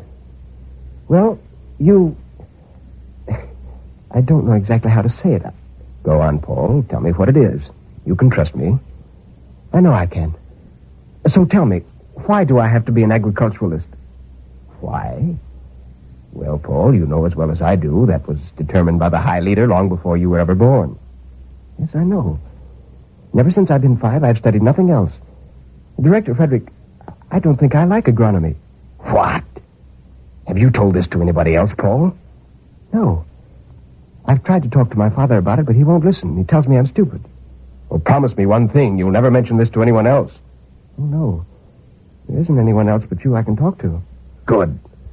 You know, of course, the penalty for dissatisfaction. You know what would happen to you. But it's not dissatisfaction exactly, Director. That isn't it at all. I can't explain it in words. It's just a sort of feeling that I've missed something all these years. Learning nothing but how to write and talk and cultivate. Paul. Do you realize that, strictly speaking, it is my duty to have you sent to the institution of correction? You won't do that, will you, Director? No. Any other youth, I might, but not you, Paul. Perhaps I can help you. I want you to realize the full benefits of the age in which we live, Paul. What is it you think you've missed? Well, not all the boys take the same instructions as I do, they? No. Each concentrates on the subject of his destination in the Brotherhood of Men, just as you've studied little other than agronomy. Some are instructed in mechanics, some in construction, some in direction, as I was. Do you think you would like to have been instructed in something else besides agronomy? No, I don't think that would have made any difference. Good. I'm glad to hear you say that. Perhaps you aren't headed for the institution, as I thought a moment ago. What do you want, Paul? Well, that's just it. I'm not sure. Something seems to be missing, Director Frederick, and I don't know what it is. Well, I'll answer any question that might clarify your mystery, Paul. That's why I called you here this afternoon. I knew that something was on your mind. Well, tell me what the world was like before the Brotherhood of Men. Does anyone know? Oh, yes, Paul. Those who are chosen for administration are instructed as to the glaring defects in the life of man before the world is perfected. What makes you ask? Well, I don't really know. I realize that I'm here, that my father's been here longer than I have, that his father's still longer, and... Oh, I'm beginning to see your trouble. You want to know what... Well, say what your great-grandfather's great-grandfather was like. Is that it? I think so. Was he instructed in agronomy like me and my father? No, Paul, I doubt it. You see, back in that age, your forefather lived in a peculiar world. He didn't have directed instruction as you have. He went to assembly for a few years, perhaps, and studied a little of this and a little of that, never learning very much about any one thing. He did? Well, then, how did he serve the Brotherhood of Men? That's what I'm getting at, Paul. You see, it wasn't the Brotherhood of Men then. It was a government that lacked all of the efficiency and exactitude that we enjoy today. In fact, they used to say it was a government for the people. Instead of everyone working for one great association of men as we do, men were supposed to make the government and the leader work for them the way they desired. I don't understand. No, it's hard to explain. Perhaps this will help. In that time, each man considered himself, shall we say, an absolute individual. In other words, he was instructed in what he liked. He worked as and if he liked. He was ununified. Some men were able to work better than others. Some lived in unbelievable luxury, while others had barely enough to eat. The inequality of people was appalling. There was none of the cooperation among men that we have today, because they lived their own lives, because they thought themselves to be the important thing, and the state or government the secondary. Each man worked out his own life. resulting in a dreadful muddle. At times, there would be too many men for certain jobs and not enough for others. We have none of that today, of course, due to the exact and absolute planning, for which we must thank our leaders. Today, it is seen, too, that just enough men are prepared for the work necessary for a unified brotherhood of men. I see. But if they consider themselves so important, what must they have thought about? What must they have thought about, eh? Well, I suppose that's a fair question. Let me see. For one thing, they believed that somewhere around their bodies was an abstract thing which they called a soul. A soul? Yes, a soul. They used this soul of theirs to explain a great many things that otherwise would have been unanswerable to them. For instance, they were convinced that some super being created them, placed them on Earth, guided their lives, and when they died, took their soul to his place for the remainder of time. This super being they could never see nor hear, nor could they determine any outward signs of his existence, though he was supposed to have placed on Earth his own son to demonstrate the intricacies of the belief. But this super being and his son affected their lives, they avowed, through their souls.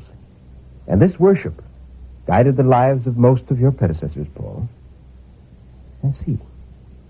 I suppose this soul must have given these men a lot of satisfaction, didn't it? Yes, Paul. I imagine you can call it satisfaction.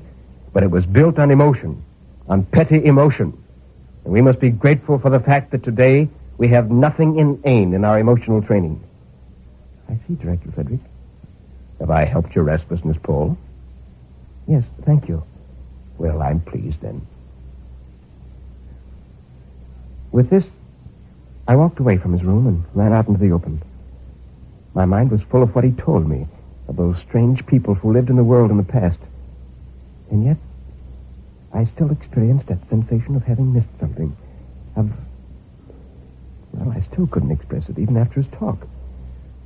For several hours, I hardly knew where I walked, trying to give my very baffling problem some thought, which might help to soothe that indescribable fire burning within me.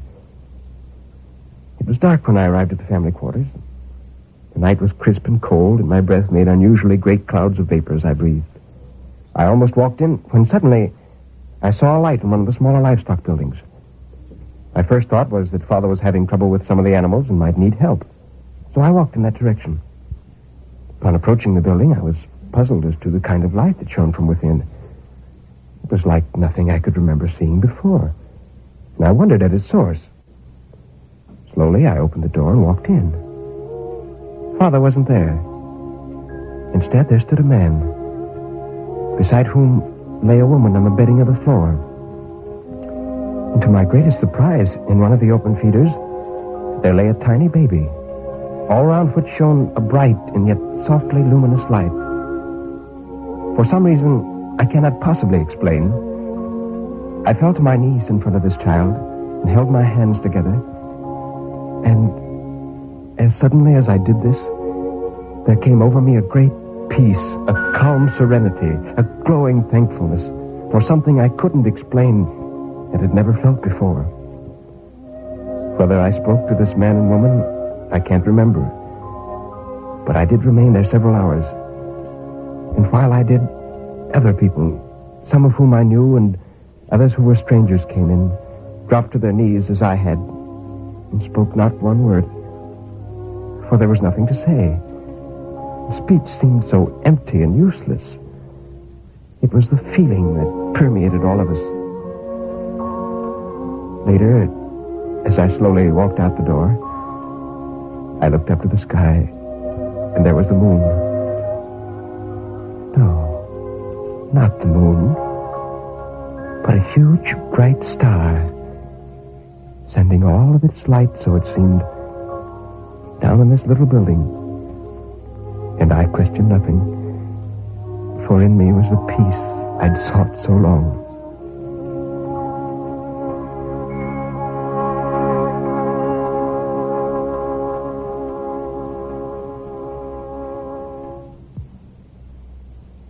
This has been the story of Tomorrow's Paul, an original Christmas narrative written especially for this program.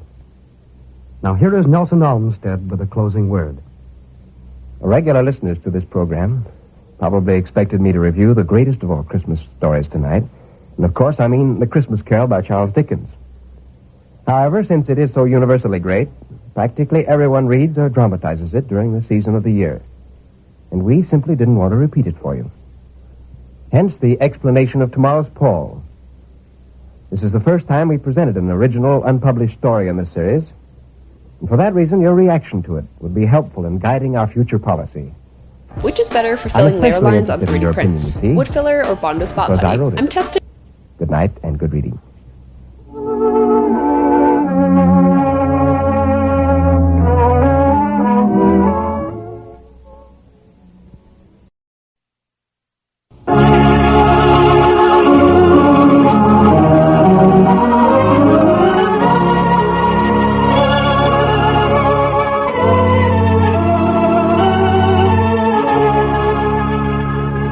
The world's greatest stories, brought to you by Nelson Armstead.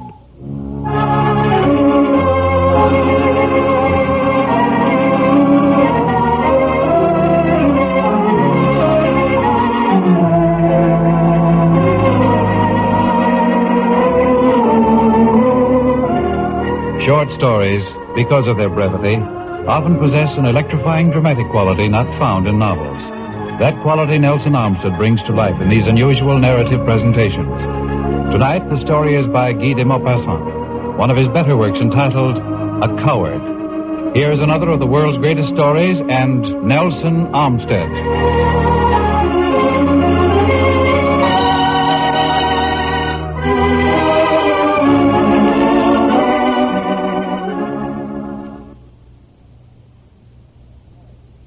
In society, he was called Handsome Signoles. His name was Vicomte Gontran Joseph de Signoles. An orphan and possessed of an ample fortune, he cut quite a dash, as it's called. He had an attractive appearance and a manner, could talk well, had a certain inborn elegance, an air of pride and nobility, a good mustache, and a tender eye that always finds favor with women. He was in great request at receptions, waltzed to perfection, and was regarded by his own sex with that smiling hostility accorded to the popular society man. He had been suspected of more than one love affair, calculated to enhance the reputation of a bachelor. He lived a happy, peaceful life, a life of physical and mental well-being. He'd won considerable fame as a swordsman, and still more as a marksman, and had often said, "When the time comes for me to fight a duel, I shall choose pistols. With such a weapon, I'm sure to kill my man."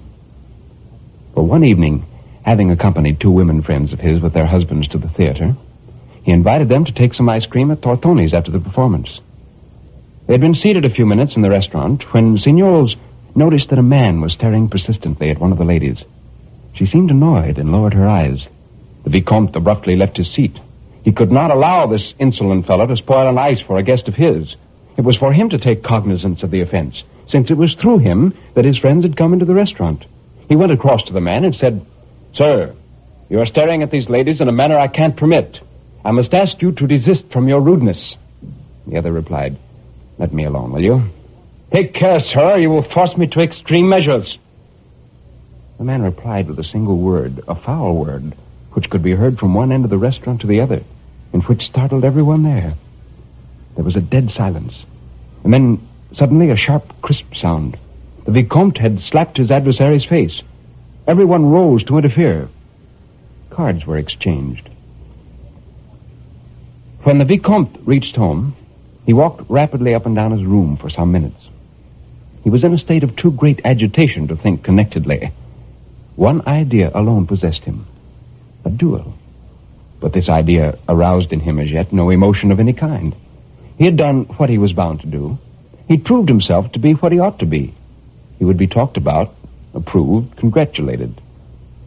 He repeated aloud, speaking as one does when under the stress of great mental disturbance, "What a brute of a man." Then he sat down, began to reflect.